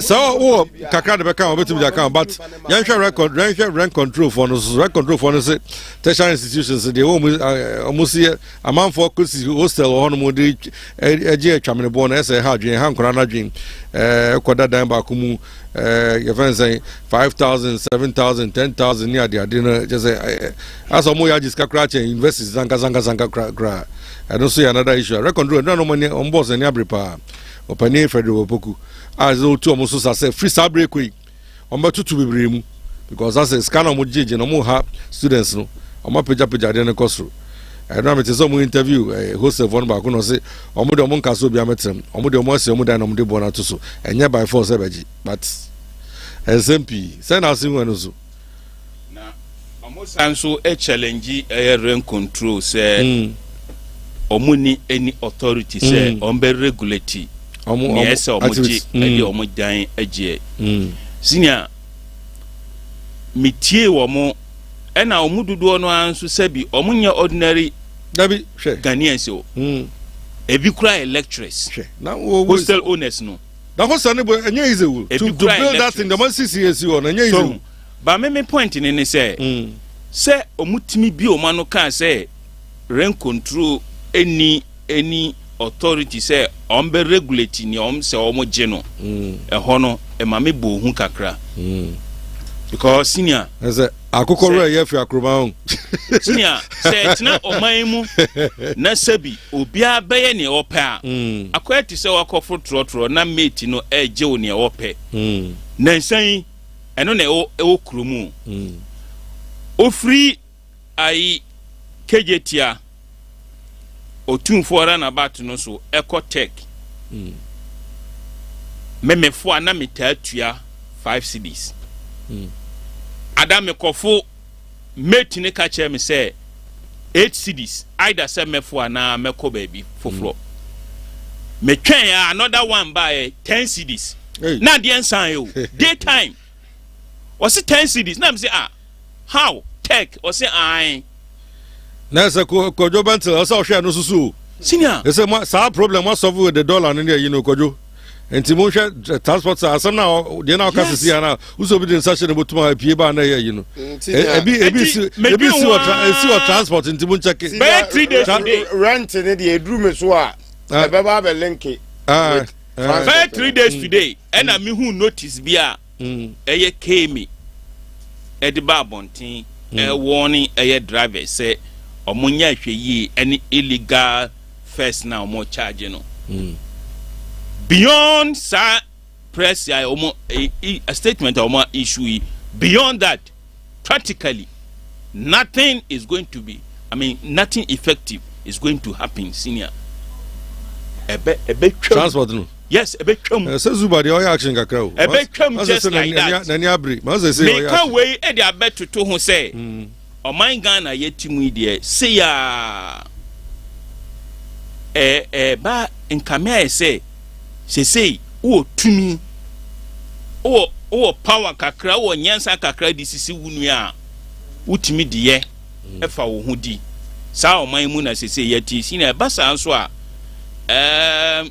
ebe ya reho sem senior minim enyina so a hotel I hostel owners na gina so say rent control ni sa tumi no but senior granted class say mrabia ni ho a echichire say echichire o mo say ye be regulate ni ese o mo je but senior o man ya yetimi say onko Sunday asori a Saturday woko onko eno nso a Friday woko mosque safo nyina o basinia suampa asese mrabi kra eni ho a hostel no grabi asori o what hostel se bi asori for nasi mrabi eni ho kra na senior yentimi nya ahomobro e ma ye ho senior sometimes ye bobo no a wa utumi say hey senior yes sir you take advantage of the situation KDUS your is o share senior obako KDUS la asako ha o se basa enye nkora ngro ni di o no asem na eda ho no me for me ese aban edi ni nansi form na woni owners no etimi hia na omunya kasa kire pa because anye sa ebeduru mre bi no obi ba be qualify say obeko tertiary but anhwa ebeka se da bi enko ahodin ni ho sa situation na ye ba be wura mu no if care is not taken and aban bia so ye wasede se obehwe se amanfo ehun beto mo socio economically samra ho mra ni ho ye wasede se obehwe se obi entimi ntina o man nu mu emfa mra enhye ne nsam enye ne ope sa hotel hostel issue e yade a madwene ho ache enti nansen ya sa papa yin so de utumi say ono omo appointing na wosi form say o ya Frederick Opoku acting rent commissioner yes rent commissioner osise say no talking action gidi ono a wontina office na was small boys you debi ono asi form eno okasa na osunyane no ayewa do sa papa university will be as timehwe na makai domerevlo say saafo yi omo damu baako dodo yeni omo dodo a e wo oman yi mu utumi say oman no oma passion no oni mu say ya man appointment there say ode ya adwuma anka ren commissioner de anka ono de say bi osi den na wasi form say okwa akoye checks debi boys wo ho na wasoma omo ba we de onu asi form e de ne din ye I senior door to door because I know the corruption door to door I know the because obi person back university na say say na de na kwakwaya or nurse na doctor na ya no also or the agi obi na or the akutia me wie no sa story we ade ba ko a emma me personally emma actually madwene ko ho pa the fact say public institutions no ye infrastructure deficit na ye wo no senior too huge. Mekai Professor Andam of blessed memory. Ne time na because of any na metaya stories for university campus pa. Na workshop bia menya privilege to I said meet na mo or address it. Papa na kasa ya kosi. Ono so uko university I can US records mo. Where one or ka omo a omo ba ya in terms of infrastructure no university no develop it Professor Andam one such Capital Radio. He was a good man. Powerful. No program you career hour. No, God fearing, very humble. Senior, or see, if care is not taken, a baby bedra was a campus ha, and Sase a better campus ha, Nansu students ebebaha, or Munya baby and for Mutinto. As some make some years back, you and on a year win, and on a year win senior. Because as Sasia, on an anum any Kwame Nkrumah, echo a pam, and see ho, Emma, or mine gun and the senior Okoha up till now, Musa encroachment echo so some angles, but still, what you say, university no, Ewon Sase Edaho. Yeah. But Ubisa who say, and this answer, so no, that whole year, senior. It's a man for to tour around no more. Yes, it's a child. Senior, and Jimmy, as some no cranny, say, or mine no, Ankasa, na said, yes, say, oh, and Sase Edaho, say, ye enough, a dying, so, Sabaya, a Magnunu Kran, a Sabi. Why relax when Timia my infrastructure, I Kosra, Yanka who say, Yena, yes, say.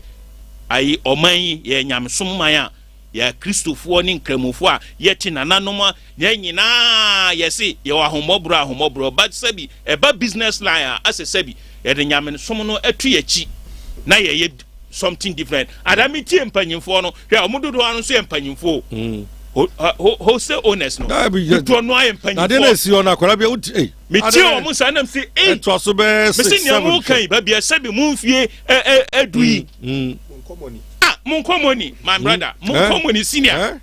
Papa Panyifo. I won't charge you for some of challenge or mine no say. There be no man in the barbecue. I'm say, debut. Would your man on Tuncha, not General who say, a bofrana, woba, a pebble be a dano. Oh, Nana no, and Tinyame, a foul summa on your baby dana on your woman, no, Kusian woman, no, mine on your son for so, and shall know ye be an senior. Tina kakra me so me kanon si yo masa o de o ye bin so ye o ye victim and I only victim kra na ye ben kakra sign house who's our rent a day no kwasem akotia o se ni bia na o me dem atua bia but right after my first degree my masters my under campus me law me ye so me ni campus here me be free na eko because o share o co hostel ho na me time no o kwa bubefu the amount of money I don't mention. And yes, go to Ken UST, you see students they are paying 2 in a room will be 15,000 for 8 months. 15,000 cedi for 8 months. Now hostel owners need be a challenging rent control say. Omo license no mojeno is not under what they saying rent control. It's from Ghana Tourism Authority. And they are even citing PNDC law 1138 say the rent control doesn't have power to challenge their prices. In fact, because your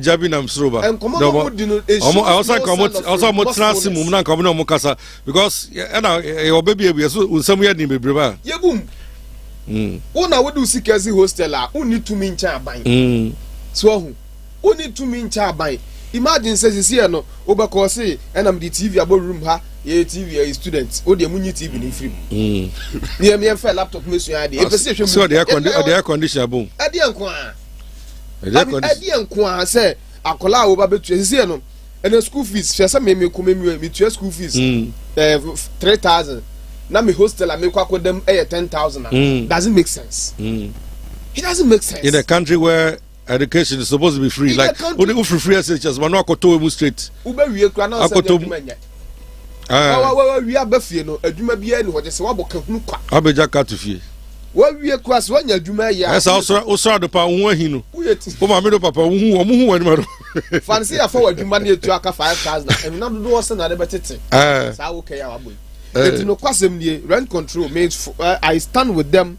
I don't care whether it's an NDC government enforce way. I stand with them because me, I'm a student. I have been a victim before. I know a lot of students in university campus are a victim. In fact, what time no so be you from Muku? Oh, me say, let me say. There were two who money idea no. After the next year, omutimi the not less than 3,000, be the 5,000 and the 2. Charlie. and there's a 15,000 bill and for 8 months, and the subsequent year went to your 18,000, 19,000, 20. Me, I am saying this on the top. And the sad thing is, I want to be some of the hostels bidding. Oh, my KUST campus. I can't one more area gate. Mahupa. In fact, it is so uncalled for. I can't watch the Qua Codrus, Cote on Mahunina.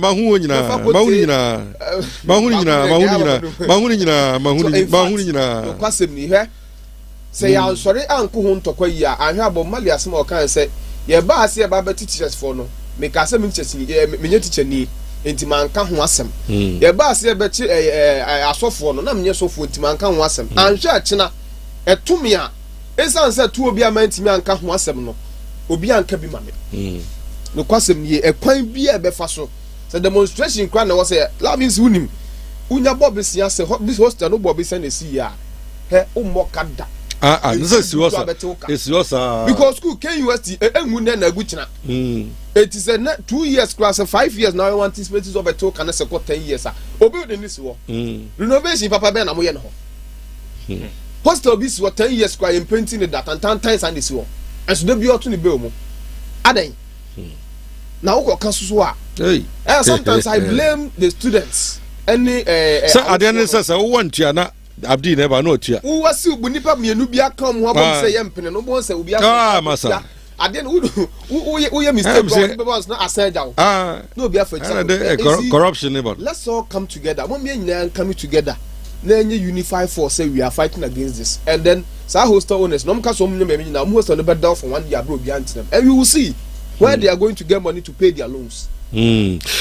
Yes sir, muna mu abamu ma so ma sha se tu ana mo na mo yende mu hye mu keda na se ebe ne talk shop. See, me da say. Enkomo we mpese me yim political lens na to. Ade kronti am pese me political lens na to ne say. Ebia asema me kan be ye me ankasa me party nkofu bi enyomo de. Ebia enua no ma MPP fu obi so enyomo de.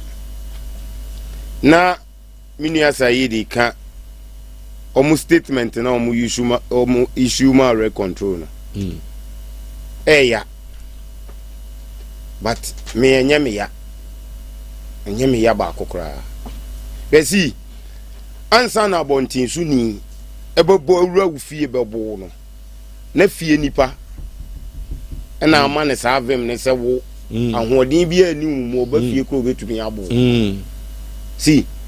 See me call technology secondary. Tech. Me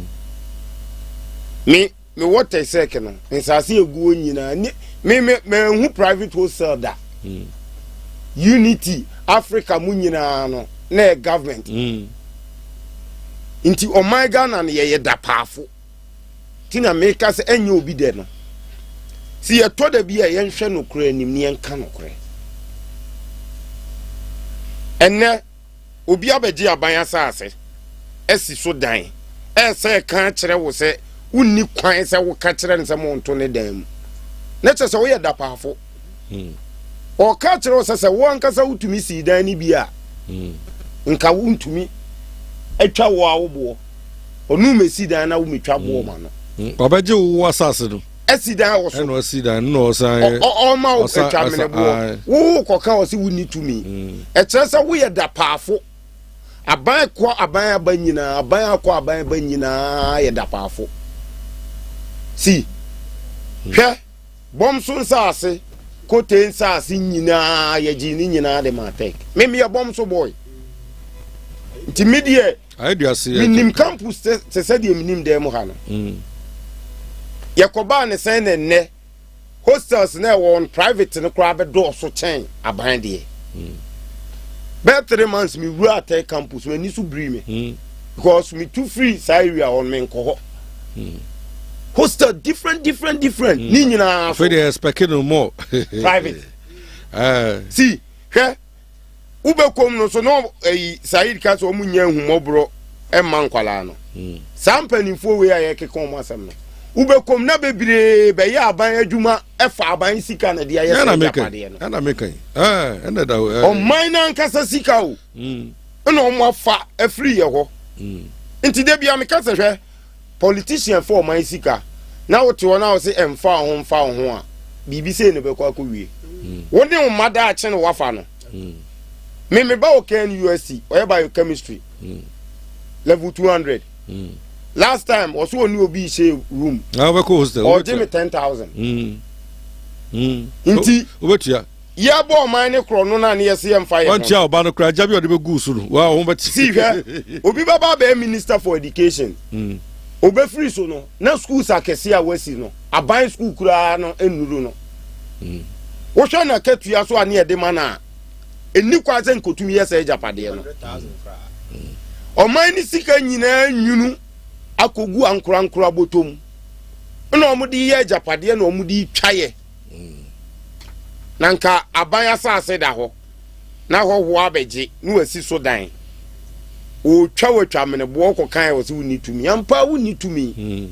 wama kwan mo no akyekyere wonsa agu achi na obo wuyem nti aduru time asa nioma we say sit up see me aban asase aye de ma obi so nsi dan wo so no me ni obi a problem me akasa be mani nye huda adenti na say basa mani nye huda nti see ekromu aye cement yenya cement wa ha yenya iron rod wa ha nti aban peso o kire anwea yentu anwea wa ha nti aban bia peso o kire se ontumi nto cement ento anwea nto iron rod nsi dan ba di obeba be ye adwuma wa aban ni mu no enche nu enye sika to cement to anwea to iron rod si dan tina me kasa aban na ankasa e pa da paafo aban akwa aban nyina anya de because I dan de Gaddafi o si dan si wa ma wunya 17 years a o ware ya ne ya mouse kan wa kotena dan ni mu untu alai bill resources be na Libya wo apart from oil adie bia so nyankopon de che o man Ghana bia ye de a che so de bia ye ho kere ye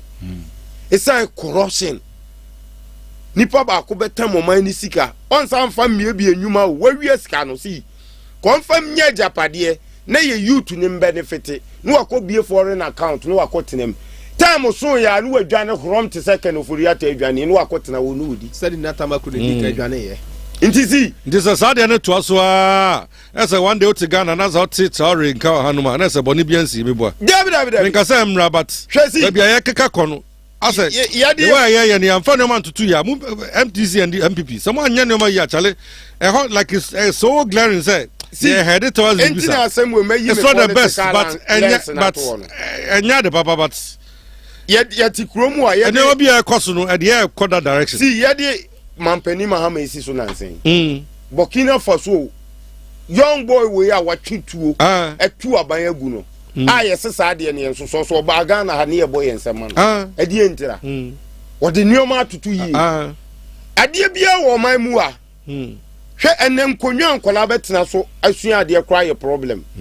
Aso she forest ne guo no. Ya macha na fu aka forest we nyina agu no mu tu go do ha. Ya sori ese ya na kola da o mafruso o de school uniform no e da o mafruso e no mo tro form. Enti ye o man na ese ya city up. Ya mfa aban asa ase ma private on si. No nsa me hye bo ma ye. Nti o mo ka kire ese ye ni tumi a ye na ya mo akekere ye nsa agu ya chi. Say, see now, Cassa, on some way, dear, you boom. No, they say we are the cobunism. A down and I will call Jeffrey in some answer, oh no, nego negotiate, no matter Diana. A that way, assassinated our crabine to me and see. Then no castle of a trauma by now by between ato. Obi on person of a torn idea, my war, but born to me talk. I'll say any kids Solomon, the enemy. Kizo on asasi how to be njaro for udi agra kizo mo beka cho okay peja odan na menji masasi I the father and the pharmacy see bomb so and the bomb so aye kete because of KNUST problem yes sacrifice asase ne maamo and ne nipa bia benefit won ho chain kuro no ye den sase na maamamfo no mo de asipra nti see me bisa me ho those days Africa unity continental near you know sa rent no mo je na no mo de ye den nti rent near je ye ntumi mwa no mfa extend uba kono sikani bia kodi hwe ansa na obi benya access o KNUST abesi dan wo ho se we hostel no na nipa no onim in and out of KNUST Konye easy. untumi mfiri abɔnten ɛmɛyɛ ɛna mastercard hostel no mɛsi account asa untumi mfiri abɔnten sɛ manya me sika maba KNUST mabɛs ɛyɛ den agye sɛ woyɛ inside person Sir, no more can you say, we no new control because so many school for no we are danger control. Aye. Saying Kaya by na ne sisi na dia. See asase da ho. Yentumi to cement ni anwea yon road in sidan. Hey, any your problem nchirima wo problem pasi. Nchirima wo how. No you how pa. Yeah, for next issue now for because we can say for two now very hot. Until Abdi two no education and mama a friend saying the fight against Galamsey which one have best better because now we be here rounds. Galamsey the na me education the na man say propaganda but senior Galamsey the no education mingi ni say aban bi beba oba na adwun so oba ba twa free HSM aje aban a sebi o onim ni oye aha me ebeye me nwanwa ti me hu store na me say we dey say dirty propaganda and me say GS for na word say masa o community sa mandate dirty propaganda senior Galamsey me kai last week either Monday or Wednesday say issue be say ye kan senior me ogidie no GDA pa. So you lose Lance Minister Bua. Yeah. I see you lose 8,900 hectares. Yes. Senior. Ehu. Charlie. Ehu pa. But still, me o GDA say. As on mine, senior. Na ye the dirty politicking etu nchen. Na obi ade na dwene ba on board wa senior. Ye betimi a fight Galamsey. Me o GDA. Who will bail the cat? Senior enough from and no why never ye no cry back up enough from and indeed personally my observation actually me say your Mahama buying a buy for some time now senior why yebi this is my candid observation why yebi senior oh share from day one enough enough and I make an enough. Enough so say. And John Mahama ban we nkwan so entimi emfight ayi emfiri ho da. There obey na from there. Also concern. Etina ma Professor Frimpong Boachi na ye mu bi support no. Anamo ana wo tu no. Nanado na ama no ho kwan. Professor Frimpong Boachi na senka Nanado ma ne to aso for another 4 years. But omo twa na so because of complaints and about a Jubilee House war. Wakwa stumbling block. And no yini free hon. I don't know. I say a circular because senior Debia Mekase open abaya under the Fourth Republic. Wabaya wanya support against illegal mining in Ghana and another abaya. For the first time, the entire media in Ghana.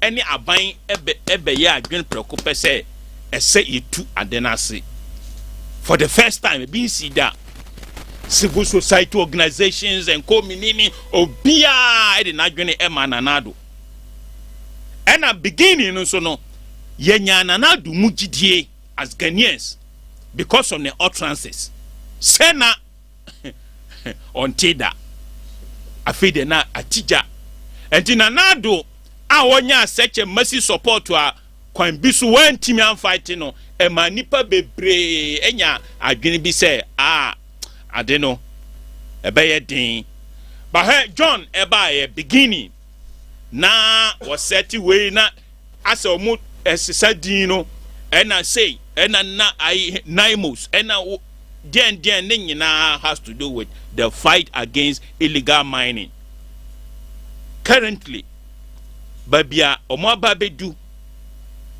me observe wa ma hu se timamufo no ya ama omo homene so against the state sana ma hu nseseu eno nso ese ka bibi kire commander in chief say ahoden na wode ko ade no ese wotimi double no up because the military for me I have every belief in the military say omo na ye bitima yusu omo akoatia ade we senior me hu story bi flyer bi ana MPP communicator baako ne dina mi refi kakra ota etwa ne ti down pa ama dokua also dokua yes ofri wonchi oka asem bi ama hu sem crofo condemn no social media senior beginning na me support to side in by say there I support it was say yen shoot na yen kunkum illegal miners no Joe Wise can say asem oyo me tina ha support Joe Wise gidi but senior upon second ayina among who say no ebe boaye a senior kasachira ye ese weapon say crown na more than the encro for the crown no no o mine senior here ese weapon the crown na I know didn't change soldier and police for them dey call Mateo as senior but say baby akodu just say you have couple there just two plane just two helicopter you be tun so helicopter so that intimate to be free and free akra ma oboase kra ya ku ya dey shey former commander Frank Adupoku o say criminals no time bia omo pese omo ewo ahead of security enforcers no law enforcers no was say sana identity o say but say eba shootings are the police are better shooters because they are professionals.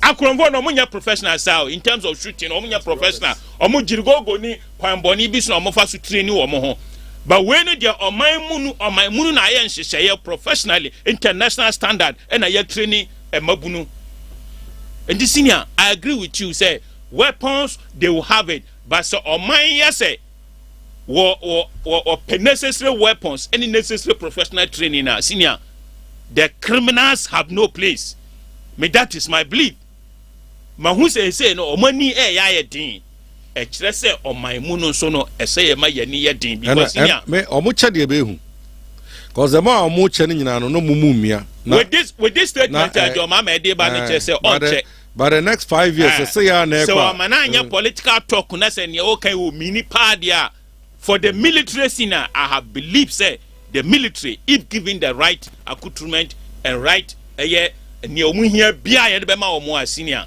I'm telling you say betima to adiase to the barest minimum enye ti say nanado ne dia obeye nanado obeye na famu de enye enough de but Professor Frimpong Boatin na sabi omama no kwan no senior ena ma de na jigu ikra ena ma de na jigu because that guy mentality na nya media man no kwam kro mentality ni bi o Frimpong Boatin semi German train kwam de the first na yes I na yes that was the hard dream sa papa no treatment am me hu say MPP mpanyifo mo MPP mo na ye hu Jenny Sabe mo ne hwan mo no senior sa spirit no ama manya adwene bi sa as spirit no e form ne nyina so no memfa mbo obia agena nado wa be kantam party na bosu na sabi oni open na ode ye party no nge say bradru reorganizations are ekosu we are calling on omo sabi omo kai the old spirit no omo fa omo hunjim sabe ya party na spirit na nado enam no so ma na yira no e be san ba back biom senior amen ko mo na mbisa o party asam no ka no uti ada de o say o de mo ma metu ne mantem ti no bo ba to latter days no obviously na ma me fan cha kese ma the flag bearer of MPP you Dr. Alhaji Mahmoud Baumia or commenting on how to solve Galamsey menace. In fact, very soon the video will start circulating. Again, that Dr. Mahmoud Baumia tribunal ebeboa on my Ghana. Let me see unim media mo Galamsey site. Mo Galamsey community o dey so unim no. It's media Galamsey assembly. Man can so online. Simenimu dwa. Na me say wo drive one rural areas ni bia. Wo drive ya o car timi to Galamsey amenem. Hey, I'm telling you on a real fact. O car so mo didia mo use machine kitten no. O mo timi didia ma de ba ko anim ko track ne se gold no ha. Obedi ya ba o. Etimi to Galamsey amenem no asa tu ko baby. Abusia sa de o ye ka ho asem ye de ye politics asem o. Hwe Akufo-Addo ka say I will put my presidency on the line. Ye ba mu 2019-2020 2018 kra no ye chichi excavators bebre afa ye di baba wo excavator be chi no na panin bi a ɔwɔ community wa na sɛ call bi afiri soro aba 50 excavators hwem na ne nyinaa sa akɔ site ɛne ɛsaa deɛ ne ɛbɛhyehyɛ ne yɛbɛto site wɔ ɛbɛhyɛ no ɛno na ma yɛlusu 500,000 vote difference a ɛtu yɛ 2020 election most of them were from the Galamsey communities. In fact, the moment you start fighting against this menace, the people and Krofona Kasankasa yeah fighting more, they start fighting against the government. And you say, some of the mining communities, Western North, Western region, the miners are or they are ahead of the security to the standards. Almost setting security cameras, SCBA. Before say security for no soldiers and any military bekono, it did kind more alert to Jose and Kofobiba. By the time on bedroom baby crop at your more mining, now they are not there. I'm telling you. Yes, sir, more motor board, they didn't catch a crowd. I'm not CIA for. They are CIS for the Galamsey people. What they only say, or Tom Banchi. Me say, who took out the choir and microphone about Ghana? My friend, the people of Ghana are contributing to the same canker. If we say, me, I'm tempted to believe, say, Minerals Commission, ministers need be crampo, office, all those are more nipa. Me see ministers need be mining concessions, people are working for them. I am me say. Minerals Commission, regional executives, and these regional executives who are national executives for whom a lot of them they have mining concessions. Constituency ni be the young Jumane boys in the young Jumamo. Before say Ubeko, say security in the some quack or the saying souping or mining site beer. You can't fresh from so catch them say, and a bahau. If you are district, no district in Penifoni bit. Missing me were mining communities, so I know this. I know they say, oh, they and I do not Galamsey what they saying. Excavators and they may you know become FIE or the same barrier. Now say if we are ready to stop this Galamsey menace, I didn't know president issue caution and district assemblies what they saying. DC MC say Obi Biara you was oh they just put their position on the line here and share so most stopping within a week. So mu years Kabesta be and free bush within a week. Oh, the can't come say or mama just a month. So man stopping Galamsey in their various communities, I say various districts and municipalities are near so within a month and stop here. Lavis you knew your honey yesterday. Yeah, you knew your honey yesterday. Me say me party your power. Galamsey no cost some of these chairman or Muda Galamsey Libya, most of them, some of them sponsor the party. It's a party near program within the district. Omuko is committing 200,000 Ghana is on their two amount. Now will be the 200,000 about campaign. I over stopping the Juma. If the president of Ghana may Kabame de, and President Mahama Abdi Ghana and me form me party, I mean take you over now. Someone to me, I mean take you over now. Come in and come back to Soja, come Soja like. Politicians will be uncle fee, Yammer running your man. Get no credit to my can ye pa. Yabaka will be answer. A 2 kuto bino. Yes, I'm not sure more. I'm telling you. Sounds Sancrophone. Or more West African sub-region, or more along the coast. Or more along the Sierra Leone, Ivory Coast, Liberia. Or more cause problem. Yet you say more General Macron. To Munda be a TCC, safe haven. No more your business. Western of I'm afraid for them. More bank Cote d'Ivoire. I also because Krobiso Western of one of the town, Boinso. Me shame. Because you hotel be made a man a dumunya man catamani. I did tell me far careful. And I me then I may be farm ho. Now, guys, what's your normal Ghana features? A serious what I say. Your Ghana like me who Ghana near. Who's a Ghana who Ghana new you can't just a Ghana you can't do Ghana. But Sani Panami who are more. That day I'm saying betray more. Sama so much be 5:30. A serious. Ah no munsha shed no. Nipana no mpie ba no se Ghana for. Omo ya before but me sure mo wa mo tene dum. Masa we nya enkrofo bia. Me call Western of Rebion. Ah. Me guy bia me ne. And possible say asase de Ghana for there. But the people there doing omo ya security guards no they are just Senegal or Sierra Leone or Guinea. And let me say this, we have pickups, speed pickups, SCC bush ni any motors. SCC bush ni in terms of any scatter beyond their limits, biano, they almost take that pickup now home or across the border. You can't trace them anywhere. And for people to do, someone will cut to that level. No, Also, I hadn't. Normal. Normal. President Mahama is ready to do this, sir. I'll never say mint na hanka emfa me MPP someone can say it can be possible. Say possible, it is to my advantage. Say a year, it is to my advantage. Mining good, our land in Yebeyi. But yen ni kwampa paso. Exactly. Me say yen ni kwampa ebia me mitia yi ene amano den den dey make us galam say yen yo obi nim da atia sem. Ebia chamusu munya tumi a me pesa me di baby. Na mo ye behwe na say ye ne kwampa paso a me hwe American documentary bi o mo di tu o mo gold no. Ensuo na mo de washi gold ni na no o ma ye canal bi a efamu ekota ba bi a enkobo ye nsuo na oh ye betimi afasa kwan so bi. If President Mahama is ready to do this, I stand with him. Because I am a president.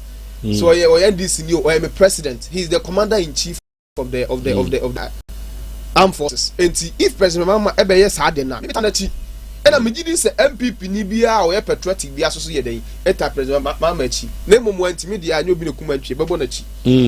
Okay, when I'm one boss. From fire so I didn't even see. Baby, I mean, yes, what fast 19 crew. See, now, Minya Jeff, baby, read me, say, was it MPP, Jeff, one catch on MPP, no patriotic that. Oh, no more party didn't say. We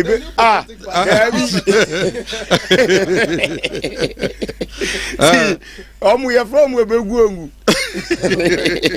see, now, my main education as I'm get to have been I'm in Tinsy Garden so because I need whom all mine. Now, one when say free SHS in okay, what was our story? One when say 7% in Nipacro. Topic ya the man one can Nipacro kind. And I Nipan way here from GS, still must say what the social media. See me, by me person who Nipacro almost say Mohammed you'll be terminal.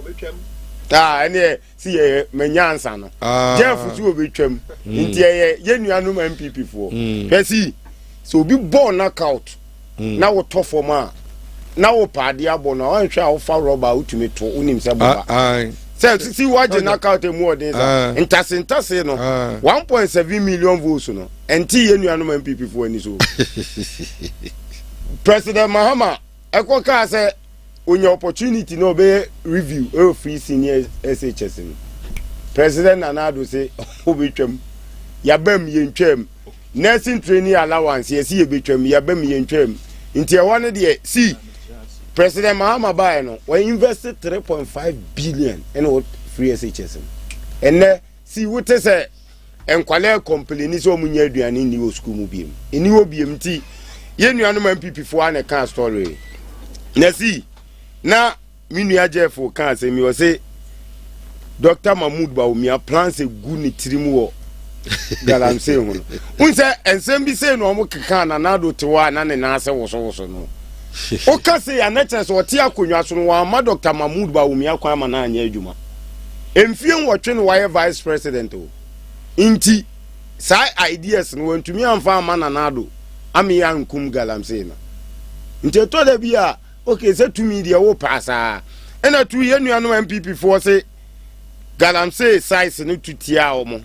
because no more try so mo best stop enye no kore see time omo ka so obi anyai no nso omo ka so obi amfa ne permit mra ne enhwemu ne amfa mo omo de ko ye ne ese ye de mo no ya amfa mo biem ye de ma MPP for ene ne ma galamse size no omo bufu ye omo to aba ne tia omo nti e ho ne so ese omo kiremu yi na see galamse no obi obeka se galamse nya ade betumi akum oman Ghana ekra ni sunsun bia oboa ade ne be bia ekeka kono ano odin be bia ekeka kono ano odin si ze kromu a udidi enye safe unum su a enye safe enu kura mpo ehu chetuo na ekromu wo site se tuo ndi ekura no wo site on fam mafie but aduane free site wa ba fie wudi metal so gu yam ana mo papa krantie ne adoane rumnam ene ehu papa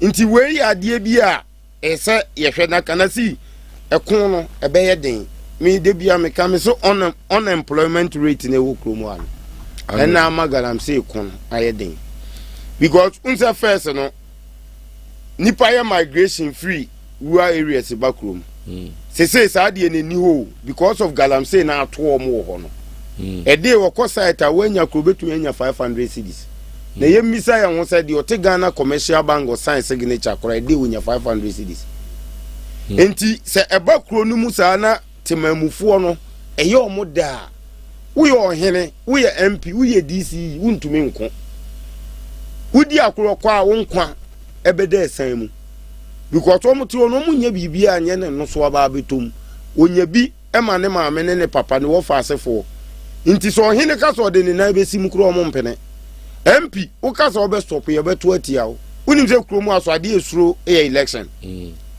nti ayɛ a adeɛ bi a ne ko ɛdin gisa de ɔnka no kora ma ne ho but yɛmfa yɛ nan si fam bi wo gidi wɔ ɔmampani Mahama mu sɛ ɔbɛyɛ because baabi adeɛ ne keka kɔnsi yenye safe ɔman ni nye safe na two saa weapons na ene ama Ghana youth a ɔmo saa size no ye introduce wɔn to weapons no ɛyɛ dangerous cause ye suso wo kromu ana ye kromu ana ye bete no obi atena Kumase ya ne nkwa na nyina wo hu ti abofreda but ene obi wo manso achi wo owo onimpula sɛ ye tutu esi hyehye onim sɛ we ye new type we ye old type nti ene nyame amwa na obi obɛpɛ ɔman atu agu sɛ ɔmampani Mahama ayɛ na adwen so obɛko ade yi na nyame amwa na obi obɛpɛ ɔman aban atu agu sika wɔ ne nsɛm na ɔkɔhyɛ sa nkwala we mu akyi sɛ dabi